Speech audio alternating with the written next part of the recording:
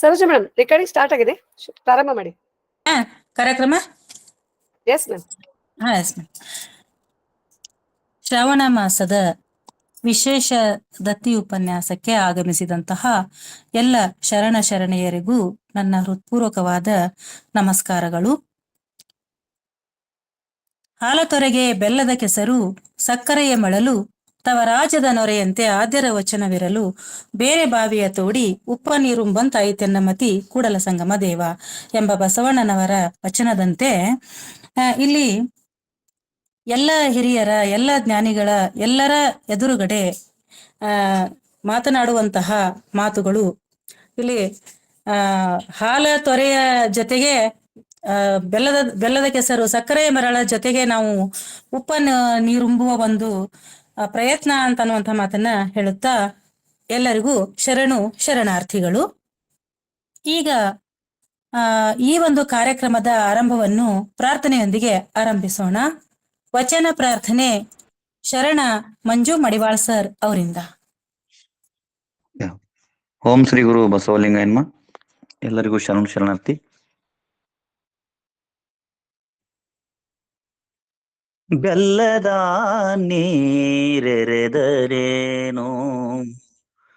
ಬೆಲ್ಲದ ನೀರೆರೆದರೇನೋ, ಬೇವುತಾ ಸಿಹಿಯಪ್ಪುದೇ, ಬೇವುತಾ ಸಿಹಿಯಪ್ಪುದೇ. ಬೆಲ್ಲದ ನೀರೆರೆದಡೇನೋ, ಬೇವುತಾ ಸಿಹಿಯಪ್ಪುದೇ, ಬೇವುತಾ ಸಿಹಿಯಪ್ಪುದೇ. ಕತ್ತೂರಿಯ ಲೇಪವಿತ್ತಡೇನೋ, ಕತ್ತೂರಿಯ ಲೇಪವಿತ್ತಡೇನೋ,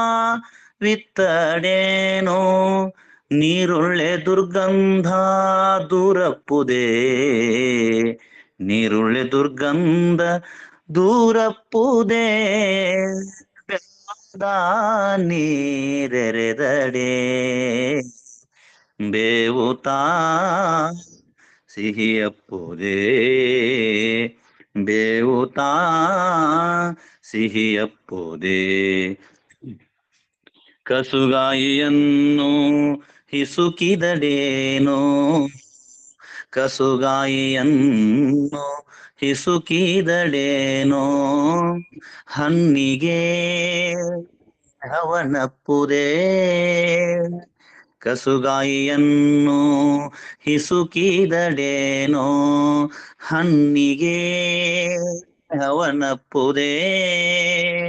ಕಸುಗಾಯಿಯನ್ನು ಹಿಸುಕಿದಡೇನು, ಕಸುಗಾಯಿಯನ್ನು ಹಿಸುಕಿದಡೇನು, ಹಣ್ಣಿಗೆ ಹವನಪ್ಪುದೇ, ಹಣ್ಣಿಗೆ ಹವನಪ್ಪುದೇ. ಬೆಲ್ಲದ ನೀರೆರೆದಡೆ, ಬೇವುತಾ ಸಿಹಿಯಪ್ಪುದೇ, ಬೇವುತಾ ಸಿಹಿಯಪ್ಪುದೇ. ಬರಿಯ ಮನದ ಮಾನಗೆ ಬಹಿರಂಗದ ಬರಿಯ ಸಂಸ್ಕಾರವೇನೋ, ಬರಿಯ ಮನದ ಮಾನವಂಗೆ ಬಹಿರಂಗದ ಬರಿಯ ಸಂಸ್ಕಾರವೇನೋ. ಭವಿಯಾಗಿಪ್ಪನಲ್ಲದೆ ಭಕ್ತನಾಗಬಲ್ಲನೆ, ಭವಿಯಾಗಿಪ್ಪನಲ್ಲದೆ ಭಕ್ತನಾಗಬಲ್ಲನೆ, ಕೂಡಲ ಚನ್ನ ಸಂಗಮ ದೇವಾ, ಕೂಡಲ ಚನ್ನ ಸಂಗಮ ದೇವಾ. ಪೂರ್ವ ಗುಣವಳಿದು ಪುನರ್ಜಾತನಾಗದನಕ್ಕ, ಪೂರ್ವ ಗುಣವಳಿದು ಪುನರ್ಜಾತನಾಗದನಕ್ಕ, ಬೆಲ್ಲದ ನೀರೆರೆದಡೆ, ಬೆಲ್ಲದ ನೀರೆರೆದಡೆ, ಬೇವುತಾ ಸಿಹಿಯಪ್ಪುದೇ, ಬೇವುತಾ ಸಿಹಿ ಅಪ್ಪುದೇ, ಬೇವುತಾ ಸಿಹಿ ಅಪ್ಪುದೇ. ಶರಣು ಶರಣ. ಧನ್ಯವಾದ. ಧನ್ಯವಾದಗಳು ಮಂಜು ಮಡಿವಾಳ್ ಸರ್. ಇಲ್ಲಿ ವಚನ ಅಧ್ಯಯನ ವೇದಿಕೆ, ಬಸವಾದಿ ಶರಣರ ಚಿಂತನಕೂಟ ಹಾಗೂ ಅಕ್ಕನ ಅರಿವು ಸಂಘಟನೆಗಳಿಂದ ಇಂದು ನಡೆಯುವಂತಹ ಶಿವಾನಂದ ಕಲ್ಕೇರಿ ಇವರ ಶ್ರಾವಣ ಮಾಸದ ವಿಶೇಷ ದತ್ತಿ ಉಪನ್ಯಾಸಕ್ಕೆ ಆಗಮಿಸಿರ್ತಕ್ಕಂತಹ ಎಲ್ರಿಗೂ ಮತ್ತೊಮ್ಮೆ ನನ್ನ ನಮಸ್ಕಾರಗಳನ್ನ ತಿಳಿಸುತ್ತಾ ಈಗ ಸ್ವಾಗತವನ್ನ ಮತ್ತು ಪ್ರಸ್ತಾವನೆ ಮತ್ತು ಪರಿಚಯವನ್ನ ಮಾಡಿಕೊಡಲಿದ್ದಾರೆ ಶರಣೆ ಡಾಕ್ಟರ್ ಸಾವಿತ್ರಿ ಕಮಲಾಪುರ್ ಮೇಡಮ್ ಅವರು. Madam please madam.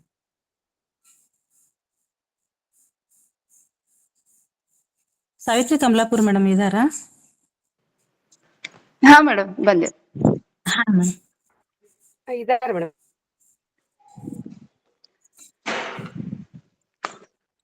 ಇದ್ದಾರೆ. ಓಂ ಶ್ರೀ ಗುರು ಬಸವಲಿಂಗಾಯ ನಮಃ. ಆದಿಯಲ್ಲಿ ಬಸವಣ್ಣನು ಉತ್ಪತ್ತಿಯಾದ ಕಾರಣ ನಾಗಲೋಕದ ನಾಗ ಗಣಗಳಿಗೆಯೂ ಬಸವಣ್ಣನ ಪ್ರಸಾದ, ಮರ್ತ್ಯ ಲೋಕದ ಮಹಾ ಗಣಗಳಿಗೆಯೂ ಬಸವಣ್ಣನ ಪ್ರಸಾದ, ದೇವಲೋಕದ ದೇವಗಣಗಳಿಗೆಯೂ ಬಸವಣ್ಣನೇ ಪ್ರಸಾದ. ಗುಹೇಶ್ವರ ನಿಮ್ಮಾಣೆ ಎನಗೆಯೂ ನಿನಗೆಯೂ ಬಸವಣ್ಣನ ಪ್ರಸಾದ ಅಲ್ಲಮ ಪ್ರಭುಗಳ ಈ ಒಂದು ವಚನವನ್ನ ನನ್ನ ಮನದಲ್ಲಿ ಸ್ಮರಿಸಿಕೊಳ್ಳುತ್ತಾ, ಹಾಗೆ ಎಲ್ಲ ಬಸವಾದಿ ಪ್ರಮಥರನ್ನ ನನ್ನ ಋಣ್ ಮನದಲ್ಲಿ ಸ್ಮರಿಸಿಕೊಳ್ಳುತ್ತಾ, ಬಸವಾದಿ ಶರಣರ ಚಿಂತನಕೂಟ, ವಚನ ಅಧ್ಯಯನ ವೇದಿಕೆ ಹಾಗೂ ಅಕ್ಕನ ಅರಿವು ಸಂಘಟನೆಗಳಿಂದ ಶರಣ ಶ್ರೀ ಶಿವಾನಂದ ಕಲ್ಕೇರಿ ಇವರ ಶ್ರಾವಣ ಮಾಸದ ವಿಶೇಷ ದತ್ತಿ ಉಪನ್ಯಾಸಕ್ಕೆ ಜಾಯಿನ್ ಆದ ಎಲ್ಲ ಶರಣ ಮನಸ್ಸುಗಳಿಗೆ ಸಾವಿತ್ರಿ ಕಮಲಾಪುರಳ ಭಕ್ತಿಪೂರ್ವಕವಾದಂತಹ ಶರಣಾರ್ಥಿಗಳನ್ನ ತಿಳಿಸುತ್ತಾ, ಈ ವೇದಿಕೆಯನ್ನು ಹುಟ್ಟು ಹಾಕಿದ ಅಪ್ಪಟ ಬಸವ ಭಕ್ತರು, ಮಾರ್ಗದರ್ಶಕರು, ಚಿಂತಕರು, ವಿಮರ್ಶಕರು, ಕವಿಗಳು, ಎಲ್ಲಕ್ಕಿಂತ ಹೆಚ್ಚಾಗಿ ಮಾತೃ ಹೃದಯ ಮನಸ್ಸನ್ನು ಹೊಂದಿದ ಶರಣ ಡಾಕ್ಟರ್ ಶಶಿಕಾಂತ್ ಪಟ್ಟಣ್ ದಂಪತಿಗಳನ್ನು ಈ ಒಂದು ವೇದಿಕೆಗೆ ಹೃದಯ ತುಂಬಿ ಸ್ವಾಗತ ಬಯಸುವೆ. ಸರ್, ತಮಗೆ ಅನಂತ ಶರಣಾರ್ಥಿಗಳು. ಹಾಗೆ ಅನುಭವ ಸಾಹಿತ್ಯ ವೇಮನರ ತ್ರಿಪದಿಗಳಲ್ಲಿ ಎಂಬ ವಿಷಯ ಕುರಿತು ಮಾತನಾಡುವ ಹಿರಿಯರೂ ಆದ ಅಮ್ಮ ಪ್ರೊಫೆಸರ್ ಶರಣೆ ಶಾರದಾ ಪಾಟೀಲ್ ಮೇಡಮ್ ಅವರಿಗೆ ವೇದಿಕೆಯ ಪರವಾಗಿ ಹಾಗೂ ನನ್ನ ವೈಯಕ್ತಿಕವಾಗಿ ತುಂಬು ಹೃದಯದ ಸ್ವಾಗತವನ್ನ ಬಯಸುವೆ. ಮಾರ್ಗದರ್ಶನದ ನುಡಿಗಳನ್ನಾಡುವ ಶರಣ ಉಮಾಕಾಂತ್ ಬಿ ಸೇಟ್ಕರ್ ಸಹೋದರರಿಗೂ ಕೂಡ ತುಂಬು ಹೃದಯದ ಸ್ವಾಗತ ಬಯಸುವೆ. ಸುಮಧುರ ಕಂಠದಿಂದ ವಚನ ಪ್ರಾರ್ಥನೆ ಮಾಡಿದ ಮಂಜುಳ ಧ್ವನಿಯ ಮಂಜು ಮಡಿವಾಳ ಅವರಿಗೂ ಶರಣು ಸಲ್ಲಿಸುತ್ತಾ, ಶರಣು ಸಮರ್ಪಣೆ ಸಲ್ಲಿಸುವ ಶರಣೆ ಸ್ಮಿತಾ ಪಾವಟೆ, ವಚನ ಮಂಗಳ ಮಾಡುವ ಶರಣೆ ಜಯಶ್ರೀ ಆಲೂರ್, ಕಾರ್ಯಕ್ರಮ ನಿರ್ವಹಣೆಯನ್ನು ಮಾಡುವ ಡಾಕ್ಟರ್ ಸರೋಜಾ ಜಾಧವ್ ಅವರನ್ನು ತಾಂತ್ರಿಕ ಸಹಾಯ ಸಲ್ಲಿಸುತ್ತಾ ಬರುತ್ತಿರುವ ಶರಣೆ ಡಾಕ್ಟರ್ ದಾನಮ್ಮ ಝಡ್ಕಿ ಅವರನ್ನು ಕೂಡ ವೇದಿಕೆಯ ಪರವಾಗಿ ಹಾಗೂ ವೈಯಕ್ತಿಕವಾಗಿ ಸ್ವಾಗತ ಬಯಸುವೆ ತಮಗೆ ಮೇಡಮ್. ಕಾರ್ಯಕ್ರಮದ ಸಂಘಟಕರಾದ ಶರಣೆ ಸುಧಾ ಪಾಟೀಲ್ ಕಾರ್ಯಕ್ರಮದ ಚಟುವಟಿಕೆಯನ್ನ ಅಚ್ಚುಕಟ್ಟಾಗಿ ಪ್ರಕಟಿಸುತ್ತಾ ಬರುತ್ತಿದ್ದಾರೆ.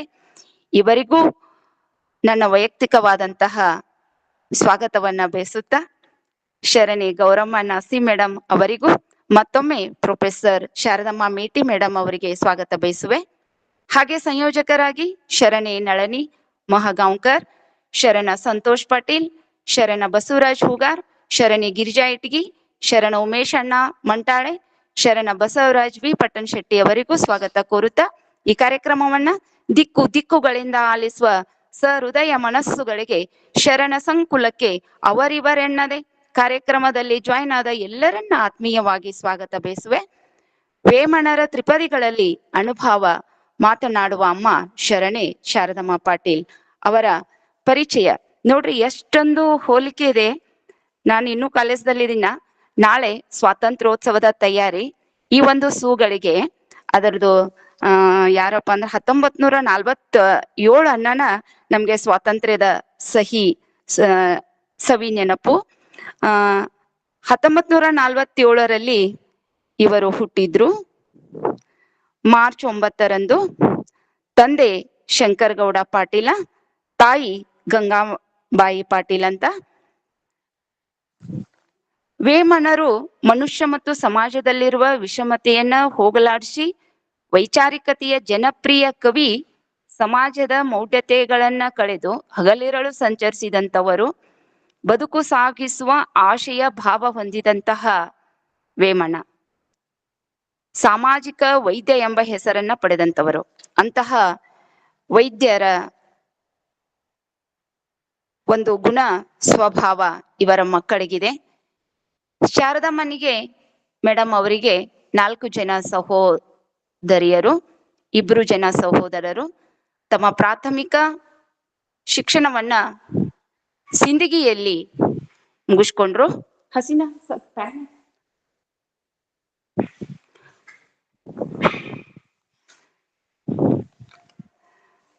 ಪ್ರೌಢ ಕಾಲೇಜು ಶಿಕ್ಷಣವನ್ನು ಬಾಗಲಕೋಟದಲ್ಲಿ ಮುಗಿಸಿ, ಪ್ರಾಣಿಶಾಸ್ತ್ರದಲ್ಲಿ PG ಮುಗಿಸಿ, ನರೇಗಲ್ ಶ್ರೀ ಅನ್ನದಾನೇಶ್ವರದಲ್ಲಿ ಉಪನ್ಯಾಸಕಿಯರಾಗಿ, ರೀಡರ್ ಆಗಿ 2004 ವಿಶ್ರಾಂತ ಜೀವನವನ್ನ ನಡೆಸುವ ಶಾರದಮ್ಮನವರ ಮನಕ್ಕೆ ನಿವೃತ್ತಿಯಾಗಿಲ್ಲ. 2006 ಬಾದಾಮಿಯಲ್ಲಿ ವಾಸ್ತವ್ಯವನ್ನ ಮಾಡುವಂತ ಇವರ ಸಾಹಿತ್ಯ ಸೇವೆ ನಮಗೆಲ್ಲರಿಗೂ ಅನುಕರಣೀಯ. ಇವರ ಸಾಹಿತ್ಯ ಸಂಘಟನೆ ರೋಣ ತಾಲೂಕಾ ಕನ್ನಡ ಸಾಹಿತ್ಯ ಪರಿಷತ್ತಿನ ಅಧ್ಯಕ್ಷರಾಗಿ, ಶರಣ ಸಾಹಿತ್ಯ ಪರಿಷತ್ತಿನ ಅಧ್ಯಕ್ಷರಾಗಿ, ಬಾದಾಮಿ ತಾಲೂಕು ಶರಣ ಸಾಹಿತ್ಯ ಪರಿಷತ್ತಿನ ಅಧ್ಯಕ್ಷರಾಗಿ, ಸಿರಿಗಂಧ ಸಂಸ್ಕೃತಿ ಬಳಗದ ನಿರ್ದೇಶಕರಾಗಿ, ಈಗ ಸದ್ಯ ವೀರ ಪುಲ್ಕೇಶಿ ವಿದ್ಯಾವರ್ತಕ ಸಂಸ್ಥೆಯ ಪದವಿ ಮಹಾವಿದ್ಯಾಲಯದ ಆಡಳಿತ ಮಂಡಳಿಯ ನಿರ್ದೇಶಕರಾಗಿ ಸೇವೆಯನ್ನ ಸಲ್ಲಿಸುತ್ತಿದ್ದಾರೆ. ರಾಷ್ಟ್ರಮಟ್ಟದ ಸಂಸ್ಥೆಯ ಆಜೀವ ಸದಸ್ಯವನ್ನ ಇವರು ಪಡೆದಿದ್ದಾರೆ. ಅರಿದರೆ ಶರಣ, ಮರೆಯದಡೆ ಮಾನವ ಗೋಷ್ಠಿಯಲ್ಲಿ ಭಾಗವಹಿಸಿದ್ದು ವಿಶೇಷ.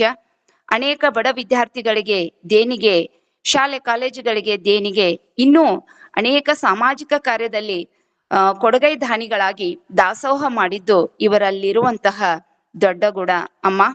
ಇವರ ಒಂದು ದಾಸೋಹ ಮನಸ್ಸುಗಳು ಮುಂದೆ ಬಂದರೆ ಸಮಾಜದ ಸುಧಾರಣೆ ಆಗುತ್ತದೆ ಎಂದು ಅತ್ಯಂತ ಸಂಕ್ಷಿಪ್ತವಾಗಿ ನಾನು ತಮ್ಮ ಪರಿಚಯವನ್ನ ಮಾಡಿರುವೆ ಅಮ್ಮ, ಮನ್ನಿಸಿ ಎಂದು ಹೇಳುತ್ತಾ ಅರಿಕೆ ಮಾಡುತ್ತಾ, ಈ ಒಂದು ಅಕ್ಕನ ಅರಿವು ವೇದಿಕೆಯು ಜ್ಞಾನದ ಹರಿವು, ಇದರ ವಿಸ್ತಾರ ದಿಕ್ಕಿನ ಶರಣರು ಈ ಒಂದು ವೇದಿಕೆಯಲ್ಲಿ ಭಾಗವಹಿಸಿ ಅನೇಕ ಶರಣರ ವಚನ ವಿಶ್ಲೇಷಣೆ, ಜೀವನ ಚರಿತ್ರೆ ಪ್ರತಿ ಶನಿವಾರ 5 ಗಂಟೆಗೆ, ಹಾಗೆ ಪ್ರತಿ ರವಿವಾರ ಬೆಳಿಗ್ಗೆ 11:25 ಪ್ರಾರಂಭವಾಗುವಂತ ಅವ್ಯಾಹತವಾಗಿ ಮೂಡಿ ಬಂದಂತಹ 4 ವರ್ಷ 8 ತಿಂಗಳು ಇಂತಹ ಒಂದು ವಚನ ವೇದಿಕೆಯನ್ನ, ಅಂತಹ ತೇರನ್ನ ಎಳೆದು ತರ್ತಾ ಇದ್ದಾರೆ. ಇದರ ಜೊತೆಗೆ ನಮ್ಮೆಲ್ಲರನ್ನೂ ಕೂಡ ಗುರುತಿಸುವಂತಹ ಒಂದು ಮಾತೃ ಹೃದಯವನ್ನ ಹೊಂದಿದಂತಹ ಡಾಕ್ಟರ್ ಪಟ್ಟಣ್ ಸರ್ ಅವರಿಗೆ ನನ್ನ ಅನಂತವಾದಂತ ಶರಣುಗಳನ್ನ ಸಮರ್ಪಿಸುತ್ತಾ, ಮತ್ತೊಮ್ಮೆ ತಮ್ಮೆಲ್ಲರಿಗೂ ಸ್ವಾಗತ ಬಯಸುವೆ. ನನ್ನ ಸ್ವಾಗತ ಭಾಷಣ ಮುಗಿಸ್ತಾ ಇದ್ದೇನೆ. ಅವಸರಕ್ಕಾಗಿ ಕ್ಷಮಾಪಣೆಯನ್ನ ಸಲ್ಲಿಸುವೆ. ಅವಕಾಶಕ್ಕಾಗಿ ತುಂಬು ಹೃದಯದ ಅನಂತವಾದಂತಹ ಧನ್ಯವಾದಗಳು. ಸಾರಿ ಸರ್, ನಮಸ್ಕಾರ ಎಲ್ಲರಿಗೂ. ಸ್ವಾಗತ ಹಾಗೂ ಪ್ರಸ್ತಾವನೆಯನ್ನ ಎಲ್ಲರ ಮನಮುಟ್ಟುವಂತೆ ಮಾಡಿರ್ತಕ್ಕಂತಹ ಶರಣೆ ಡಾಕ್ಟರ್ ಸಾವಿತ್ರಿ ಕಮಲಾಪುರ್ ಮೇಡಮ್ ಅವರಿಗೆ ಧನ್ಯವಾದಗಳು. ಈಗ ನಾವು ನೀವೆಲ್ಲರೂ ಕಾಯುತ್ತಿರುವಂತಹ ಅತ್ಯಂತ ಮಹತ್ವಪೂರ್ಣವಾಗಿರ್ತಕ್ಕಂತಹ ಒಂದು ಸಂದರ್ಭ. ಇವತ್ತು ನಮ್ಮ ಕಿವಿಯನ್ನ, ನಮ್ಮ ಹೃದಯವನ್ನ, ಮನಸ್ಸನ್ನ ತಣಿಸಲು ವೇಮನರ ತ್ರಿಪದಿಗಳಲ್ಲಿ ಅನುಭಾವ ಸಾಹಿತ್ಯವನ್ನ ಕುರಿತು ಪ್ರೊಫೆಸರ್ ಶಾರದಾ ಪಾಟೀಲ್ ಮೇಡಮ್ ಅವರು ಮಾತಾಡ್ತಾ ಇದ್ದಾರೆ. ತನ್ನ ತಾನರಿದವಂಗೆ ಅರಿವೇ ಗುರು ಅಂತ ಹೇಳಿ ಅರಿವನ್ನ ಮೂಡಿಸುವುದಕ್ಕೆ ಬರ್ತಾ ಇರ್ತಕ್ಕಂತಹ ಪ್ರೊಫೆಸರ್ ಶಾರದಾ ಪಾಟೀಲ್ ಮೇಡಮ್ ಅವರು, ದಯವಿಟ್ಟು ಮೇಡಮ್ ಮಾತಾಡಿ ಮೇಡಮ್. ಎಲ್ಲರಿಗೂ ಶರಣಾರ್ಥಿಗಳು.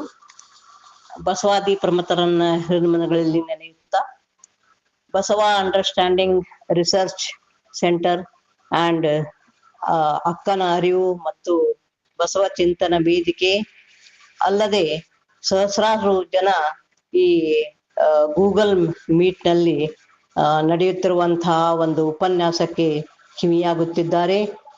ಅಲ್ಲದೆ ನನ್ನನ್ನು ಪರಿಚಯಿಸಿದಂತಹ ಶರಣೆ ಸಾವಿತ್ರಿಯವರಿಗೂ ಈ ಕಾರ್ಯಕ್ರಮದಲ್ಲಿ ಭಾಗವಹಿಸುತ್ತಿರುವಂತಹ ಎಲ್ಲ ಸಂಘಟಕರಿಗೂ ಹಾಗೂ ಸಂಯೋಜಕರಿಗೂ ವಚನ ಮಂಗಳ ವಚನ ಪ್ರಾರ್ಥನೆ ಮಾಡುತ್ತಿರುವಂತಹ ಎಲ್ಲರಿಗೂ ನನ್ನ ಅನಂತ ಅನಂತ ಶರಣಾರ್ಥಿಗಳು. ನನಗೆ ಕೊಟ್ಟಂತಹ ವಿಷಯ ವೇಮನರ ಷಟ್ಪದಿಗಳಲ್ಲಿ ಅನುಭವ ಅಂತ. ತ್ರಿಪದಿ ಅಂತ ಐತಿ, ಅದು ಆಕ್ಚುಲಿ ಷಟ್ಪದಿಗಳಲ್ಲಿ ಅನುಭವ ಅನ್ನುವಂಥದ್ದು. ಈ ವೇಮನರು ಸಿದ್ದಯ್ಯ ಪುರಾಣಿಕರು ತಿರುವಳ್ಳುವರ್ ಹಾಗೂ ವೇಮನ ಮತ್ತು ಸರ್ವಜ್ಞರನ್ನು ಸ್ವಾನುಭವ ಸಾರ್ವಭೌಮರು ಅಂತ ಕರೀತಾರೆ. ತಮಿಳಿನ ತಿರುವಳ್ಳುವರ್ ಅವರು ದ್ವಿಪದಿಯಲ್ಲಿ ಸುಮಾರು 1330 ಸಾಲುಗಳನ್ನು ಬರೆದು ಆ ಸಾಹಿತ್ಯವನ್ನ ಕರುಳ್ ಅನ್ನುವಂತಹ ಸಾಹಿತ್ಯದ ಹೆಸರಿನಿಂದ ಅದು ಪ್ರಕಟಗೊಂಡಿವೆ. ಹಾಗೆ ತೆಲುಗಿನ ವೇಮನರು ಕೂಡ 15ನೇ ಅವರು ತಿರುವಳ್ಳುವರು ಎರಡನೇ ಶತಮಾನದಿಂದ 6ನೇ ಶತಮಾನದ ನಡುವೆ ಬರುವಂತಹ ಒಬ್ಬ ಪರಿವಿರಾಜಕ ಕವಿ ಅಂತ ಹೇಳ್ತಾರೆ. ಹಾಗೆ ತೆಲುಗಿನ ವೇಮನರು ಚೌಪದಿಗಳನ್ನ ಬರೆದಾರ. ಸುಮಾರು ಬಹಳಷ್ಟು 3800 ಚೌಪದಿಗಳನ್ನ ಬರೆದಾರ. ಅಲ್ಲದೆ ಅವರ ಸಾಹಿತ್ಯ, ಈ ತೆಲುಗು ಸಾಹಿತ್ಯ ಅಟವೇಲು ಅನ್ನುವಂತಹ ಒಂದು ನಾಮದ ಹೆಸರಿನಿಂದ ಪ್ರಸಿದ್ಧಿಯನ್ನು ಪಡೆದಿದೆ. ಕನ್ನಡದ ಸರ್ವಜ್ಞರಂತೂ ತ್ರಿಪದಿಗಳನ್ನ ರಚಿಸಿದ್ದಾರೆ. ಇವರು ಮೂವರನ್ನು ಅವರು ಸಿದ್ದಯ್ಯ ಪುರಾಣಿಕರು ಸ್ವಾನುಭವ ಸಾರ್ವಭೌಮರು ಅನ್ನುವಂತ ಒಂದು ಹೆಸರಿನಿಂದ ಕರೀತಾರೆ. ಈ ಅನುಭವ ಅನ್ನುವಂಥದ್ದನ್ನ ಮೊದಲು ನನಗೆ ಸ್ವಲ್ಪ ವೇಳೆ ಆದ ಕೂಡಲೇ ಯಾರಾದ್ರೂ ಸ್ವಲ್ಪ ಎಚ್ಚರಿಸ್ಬೇಕು. ಯಾಕಂದ್ರ ಇದು ವಿಷಯ ಬಹಳ ತುಂಬಾ ವಿಸ್ತಾರವಾಗಿರುವುದರಿಂದ ನಾನು ಎಷ್ಟೊತ್ತು ಮಾತಾಡ್ತೀನೋ ಗೊತ್ತಾಗ್ತಾ ಇಲ್ಲ. ನನಗೊಂದ್ ಸ್ವಲ್ಪ ಎಚ್ಚರಿಸಿದ್ರೆ ಬಹಳ ಒಳ್ಳೆಯದು ಅಂತ ತಮ್ಮಲ್ಲಿ ಭಿನ್ನಯಿಸಿಕೊಳ್ಳುತ್ತಾ, ಈ ಅನುಭವ ಅನ್ನುವಂತ ಶಬ್ದವನ್ನ ಒಂದು 2 ನಿಮಿಷದಲ್ಲಿ ನಾನು ನಿಮ್ಗೆ ಪಡಿಸ್ತೀನಿ. ಆಧ್ಯಾತ್ಮಿಕ ಅನುಭವಗಳನ್ನ ನಮ್ಮ ಮೊಟ್ಟ ಮೊದಲು ನಮ್ಮ ವಚನಕಾರರು ಕೆಲವು ಪಾರಿಭಾಷಿಕ ಶಬ್ದಗಳನ್ನ ಸೃಷ್ಟಿಸಿದರು. ಅವುಗಳಲ್ಲಿ ಈ ಅನುಭವ ಎಂಬ ಶಬ್ದವೂ ಒಂದು. ಈಗಲೂ ಇಂಗ್ಲಿಶಿನ ಮಿಸ್ಟಿಸಿಸಮ್ ಅಥವಾ ಮಿಸ್ಟಿಕಲ್ ಎಕ್ಸ್ಪೀರಿಯನ್ಸ್ ಎಂಬಂತ ಶಬ್ದಗಳಿಗೆ ಸಂವಾದಿಯಾಗಿ ಈ ಅನುಭವ ಶಬ್ದ ಬಳಕೆಯಾಗುವುದು ಆಗ್ತಾ ಬಂದಿದೆ. ಇದು ಅನುಭವ ಎನ್ನುವುದು ಒಂದು ವಿಶಿಷ್ಟ ಮನಸ್ಥಿತಿಯನ್ನ ಸೂಚಿಸುತ್ತದೆ. ಹಾಗೂ ಕರಣ ಮತನ ದಿಚ್ಚೆ ದೂರದಿರುವುದೇ ಅನುಭವ ಎಂದು ಚನ್ನಬಸವಣ್ಣವರು ಹೇಳ್ತಾರೆ. ಎಂದರೆ ಇಂದ್ರಿಯೇಚ್ಛೆಗಳಿಂದ ಮುಕ್ತವಾಗಿರುವುದನ್ನೇ ಇಲ್ಲಿ ಅನುಭವ ಸ್ಥಿತಿ, ಅದು ಇಂದ್ರಿಯಾತೀತ ಅನುಭವ ಅನ್ನುವಂಥದ್ದು. ಈ ಸ್ಥಿತಿಯನ್ನ ಲಿಂಗಾಂಗ ಸಾಮರಸ್ಯದ ಹಂತವನ್ನ ತಲುಪಿದಾಗ ಈ ಸ್ಥಿತಿಯನ್ನ ಸಾಧಿಸ್ಲಿಕ್ಕೆ ಆಗ್ತದ. ಈ ಮನಸ್ಥಿತಿಯನ್ನ ಈ ಸ್ವಾನುಭವ ಅಂತ ಶರಣರು ಕರೆದಾರ. ಈ ಅನುಭವ ಒಂದು ಲೋಕ ಪರಿವೀಕ್ಷಣೆಯಿಂದ ಉಂಟಾಗುವ ತಿಳುವಳಿಕೆ ಅಥವಾ ಪ್ರತ್ಯಕ್ಷ ಅನುಭವ. ಆದರೆ ಇದು ಬಾಹ್ಯ ಪ್ರಪಂಚಕ್ಕೆ ಸೀಮಿತಗೊಂಡಿರುತ್ತದೆ ಅನುಭವ. ಆದ್ರೆ ಅನುಭವ ಏನದ, ಈ ಅನುಭವ ಇಂದ್ರಿಯಾತೀತ ಅಂದ್ರ ಒಳಗೆ ಒಂದು ಅನುಭವಿಸುದು ಅಂತ ಯಾವ ಮನಸ್ಥಿತಿಯನ್ನ ಅಂತ ಅಂತರಂಗದ ಅನುಭವವನ್ನ ಹೊಂದಿರ್ತಾರ ಅವನಿಗೆ ಅನುಭಾವಿ ಅಂತಾರ.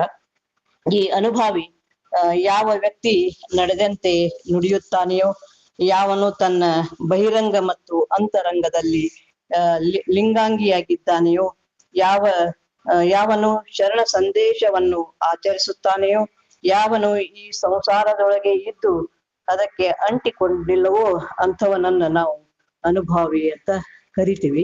ಈ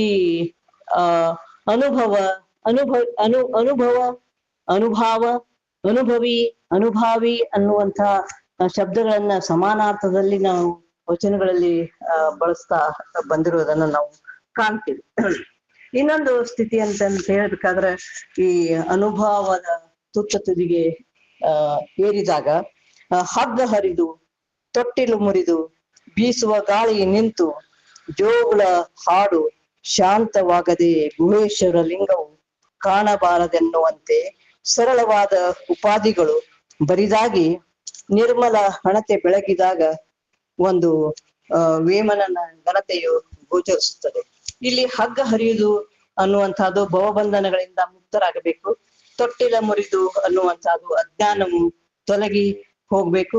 ಬೀಸುವ ಗಾಳಿ ಅಂತಂದ್ರ ನಿರಂತರವಾಗಿ ಒಂದು ಘನವಾದ ಒಂದು ಬೆಳಕಿನಲ್ಲಿ ಸಾಗಬೇಕು. ಅಂದಾಗ ನಾವು ಭುವೇಶ್ವರಲ್ಲಿ ಅಂದಾಗ ಭುವೇಶ್ವರ ಲಿಂಗ ಕಾಣುತ್ತದೆ. ಇಲ್ಲದಿದ್ರೆ ಭುವೇಶ್ವರ ಲಿಂಗ ನಮಗೆ ದೂರ ಅನ್ನುವಂತಹದನ್ನ ಸ್ಪಷ್ಟಪಡಿಸುತ್ತಾ ನಾನು ನೇರವಾಗಿ ಹೀಗೆ ವಿಷಯಕ್ಕೆ ಬರುತ್ತೇನೆ. ಈ ವೇಮನರು ದಕ್ಷಿಣ ಭಾರತದ ಸಂತ ಶ್ರೇಷ್ಠರಲ್ಲಿ ಒಬ್ಬರು ಅಂತ ಹೇಳ್ಬಹುದು. ಇವರ ಕಾಲ ಹೇಗೆ ಎಲ್ಲಾ ಶರಣರ ಕಾಲ ಒಂದು ಊಹೆಗೆ ಬಿಟ್ಟದ್ದು ಹಂಗಿರುವಾಗ ಈ CR ರೆಡ್ಡಿ ಅನ್ನುವಂಥವ್ರು ಒಂದು ನಿರ್ಧಾರಕ್ಕೆ ಬಂದಿದ್ದಾರೆ. ಅದು 1412 ಜನವರಿ 19 ಎಂದು. ಆ ಜನವರಿ 19ರಂದೇ ವೇಮನ ಜಯಂತಿಯನ್ನ ಎಲ್ಲಾ ಕಡೆ ಆಚರಿಸ್ತಾರೆ. ಆದ್ರೆ 1412 ಅನ್ನೋದಕ್ಕೆ ಸಾಕಷ್ಟು ವಿವಾದಗಳದಾವ.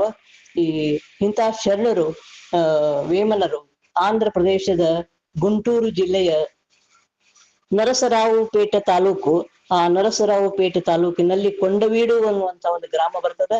ಅಲ್ಲಿ ಅವರು ಜನ್ಮ ತಾತರ ರಾಜವಂಶ. ಕೊಂಡವೀಡು ಒಂದು ರಾಜ ಮನೆತನ. ಅವರು ರಾಜಕುವರರಾಗಿ ಜನ್ಮ ತಾತರ. ಅವರ ಹಿಂದೆ ಅಂದ್ರ ಅವರು ಹುಟ್ಟಿದ ದಿವಸ ನಂದನ ಸಂವತ್ಸರ ಕಾರ್ತಿಕ ಪೌರ್ಣಿಮೆ ಆಗಿರ್ತದ.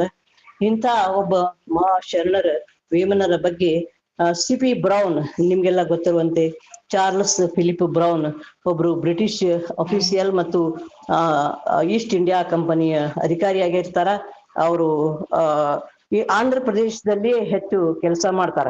ಅವರು ನಿಮ್ಗೆಲ್ಲ ಗೊತ್ತಿರುವಂತೆ ಸಿವಿಲ್ ಸರ್ವಿಸ್ ICS ಪಾಸ್ ಆಗಿರ್ತಾರ.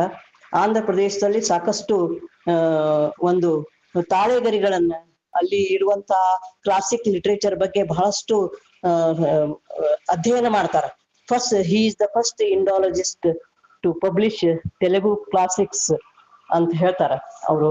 ಅಂತ CP ಬ್ರೌನ್ರು ವೇಮನರ ಕುರಿತು 2 ಮಾತುಗಳನ್ನ ಇಲ್ಲಿ ಹೇಳ್ತಾರ. ಒಂದೇದು ಅಂದ್ರೆ, the yogi named Veman hath shown faith in the word, go to him ye men of virtue wise, ye reverence him, he will bestow on your sustenance and perfection. Listen to Vema, dear to the Lord of all ಅಂತ. ಅಂದ್ರೆ ಎಷ್ಟೊಂದು ಹೊಳ್ತಾರ ನೋಡ್ರಿ ಅವನು. ವೇಮನು ನಿಮ್ಮನ್ನ ಒಳ್ಳೆಯ ಮಾರ್ಗದಲ್ಲಿ ಒಳ್ಳೆಯ ಸ್ಥಿತಿಯಲ್ಲಿ ನಿಮ್ಮನ್ನ ಇಡ್ತಾನ, ಅತ್ಯುನ್ನತ ಒಂದು ಪರ್ಫೆಕ್ಷನ್ ನಿಮ್ಗೆ ನೀಡ್ತಾನ ಜೀವನದೊಳಗ ಅಂತ ಹೇಳುವಂತ ಒಂದು ದೊಡ್ಡ ಮಾತನ್ನ CP ಬ್ರೌನ್ ಅವ್ರು ಹೇಳ್ತಾರ.